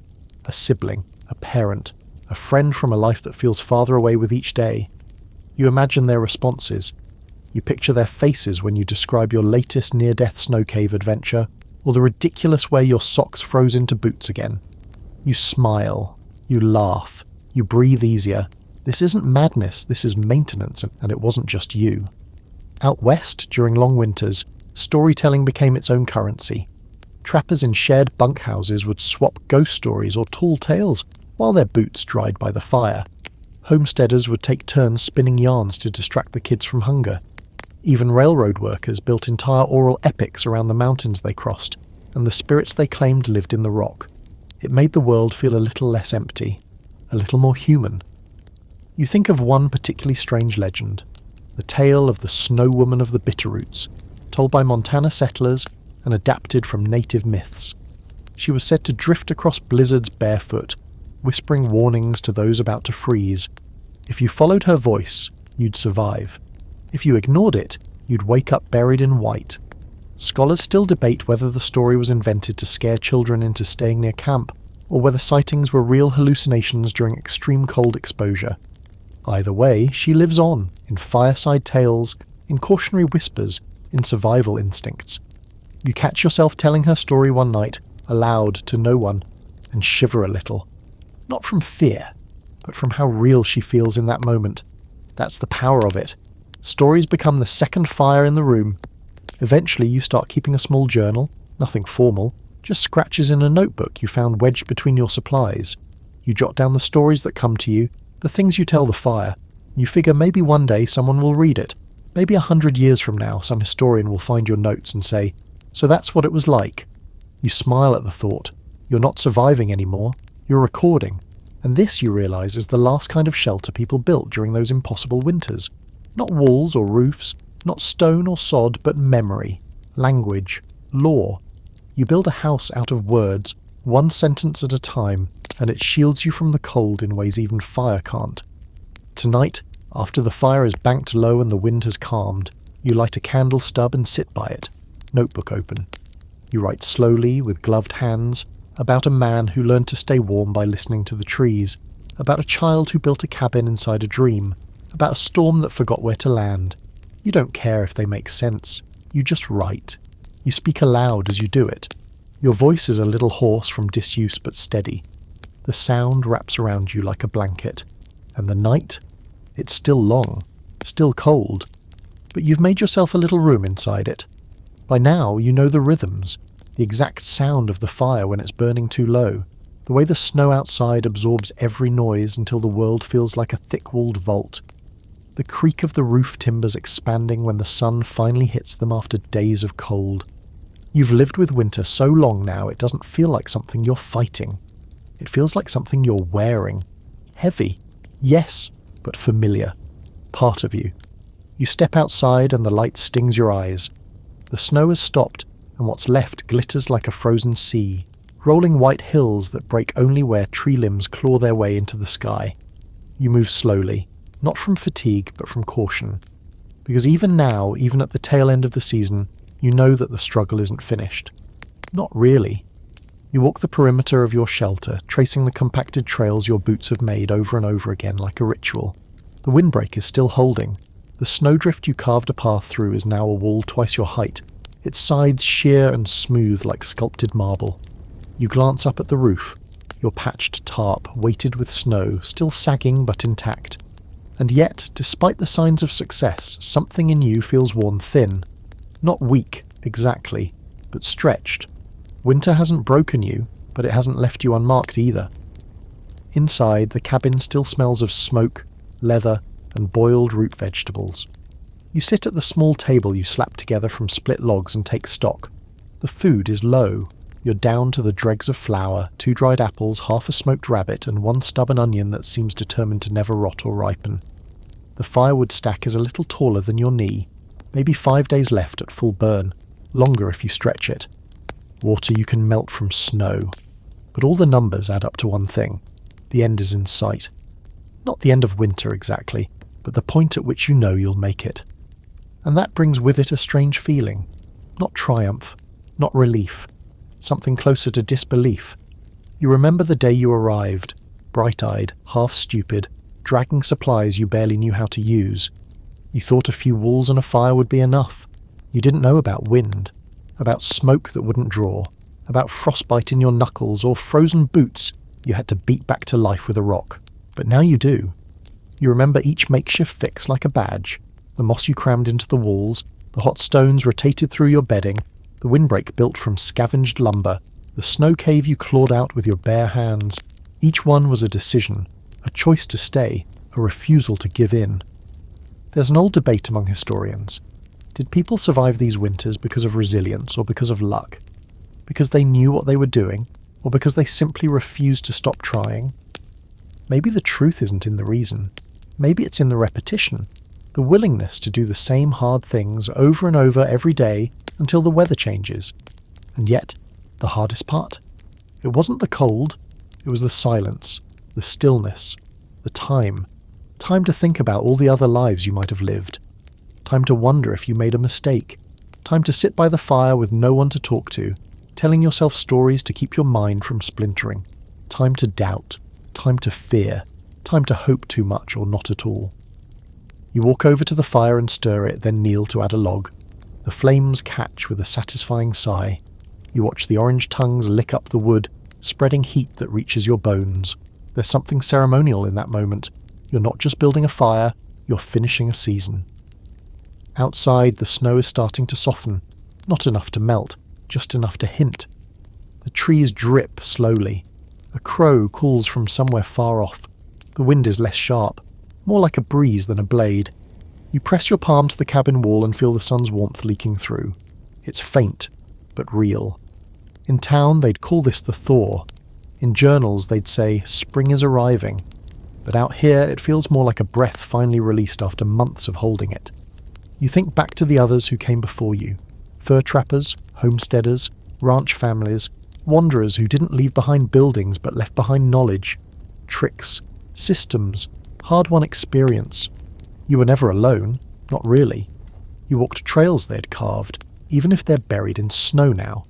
And someday, someone might follow yours.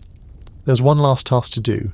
You take your notebook, the one with the fire stories, the snow cave memory, the names you gave the squirrels, and add one more entry. This one isn't dramatic. No heroics.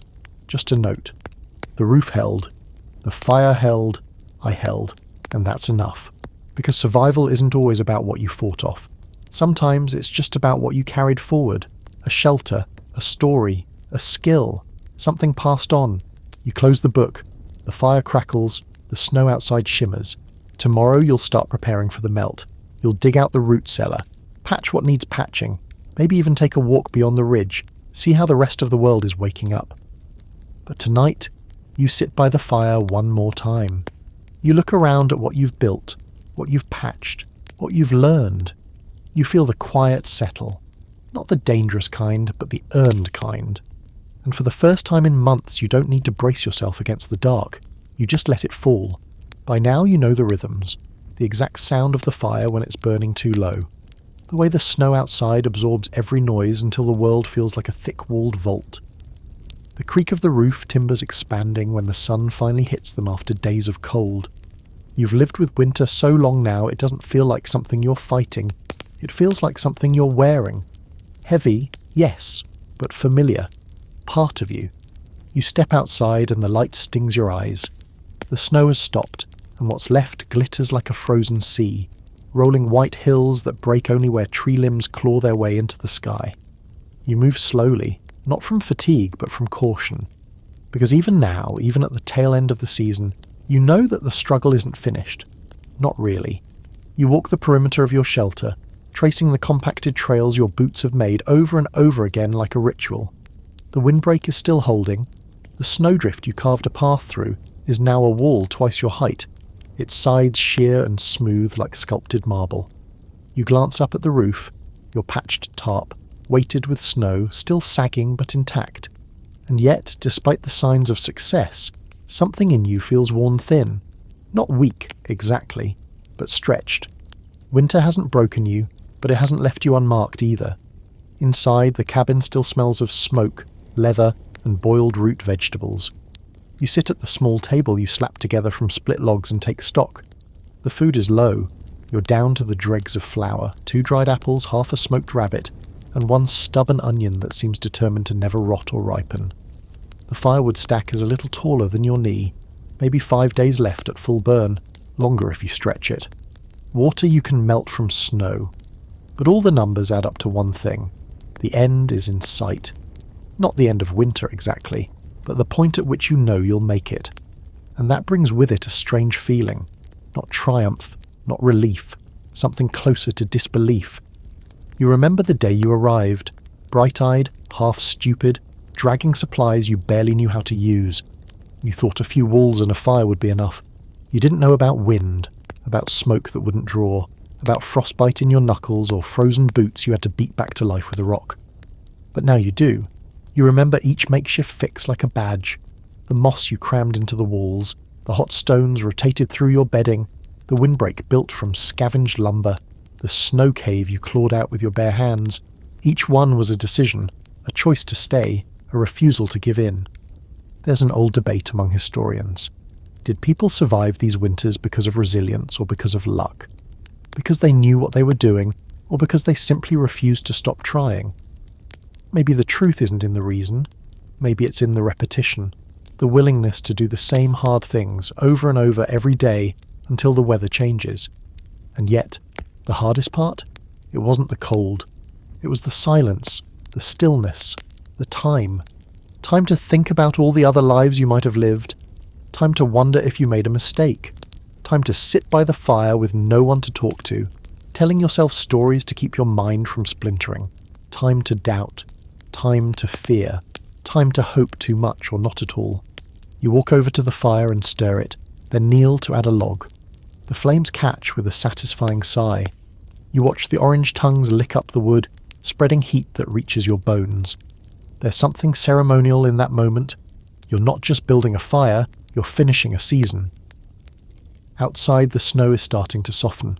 Not enough to melt, just enough to hint. The trees drip slowly. A crow calls from somewhere far off. The wind is less sharp, more like a breeze than a blade. You press your palm to the cabin wall and feel the sun's warmth leaking through. It's faint, but real. In town, they'd call this the thaw. In journals, they'd say, spring is arriving.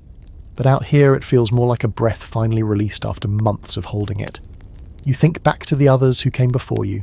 Fur trappers, homesteaders, ranch families, wanderers who didn't leave behind buildings but left behind knowledge, tricks, systems, hard-won experience. You were never alone, not really. You walked trails they had carved, even if they're buried in snow now. And someday, someone might follow yours. There's one last task to do. You take your notebook, the one with the fire stories, the snow cave memory, the names you gave the squirrels, and add one more entry. This one isn't dramatic. No heroics, just a note. The roof held. The fire held, I held, and that's enough. Because survival isn't always about what you fought off. Sometimes it's just about what you carried forward. A shelter, a story, a skill, something passed on. You close the book. The fire crackles, the snow outside shimmers. Tomorrow you'll start preparing for the melt. You'll dig out the root cellar, patch what needs patching. Maybe even take a walk beyond the ridge. See how the rest of the world is waking up. But tonight, you sit by the fire one more time. You look around at what you've built, what you've patched, what you've learned. You feel the quiet settle. Not the dangerous kind, but the earned kind. And for the first time in months, you don't need to brace yourself against the dark. You just let it fall. So now, with the snow softening and the world exhaling, you lean back and let yourself feel something rare out here. Stillness without fear. Not the silence that stalked you in the deep of winter. Not the kind that whispered doubts into your ear at night, but a quieter kind. A closing of the book kind. Your shelter stands, not perfect, not pretty, but standing. You made it through the blizzards, the black nights, the creaking of beams under too much snow. You figured out how to trap heat with mud and moss, how to sleep with ember pots tucked beneath your blanket, how to tell stories loud enough to keep the loneliness from freezing your brain. And that matters, because out here, every lesson is earned. Every survival is its own kind of legacy. You're part of a chain now, stretching back through time, through trappers and trail hands, pioneer mothers warming babies in root cellars, ranchers repairing broken bunkhouses with frostbitten fingers. They built more than cabins. They built methods, myths, memory. And now, so have you. Tomorrow you'll break down the windbreak. You'll crack open the ice in the bucket for the last time. You might even open the door and let the cabin breathe, just to hear the birds argue in the trees again. But tonight you sit by your fire one last time this season, let the flicker play against the walls you've come to know like your own skin, and close your eyes with the surest peace of all. The knowledge that you didn't just survive winter, you made it respect you. The fire fades, the wind is soft, the stories are yours now. Good night.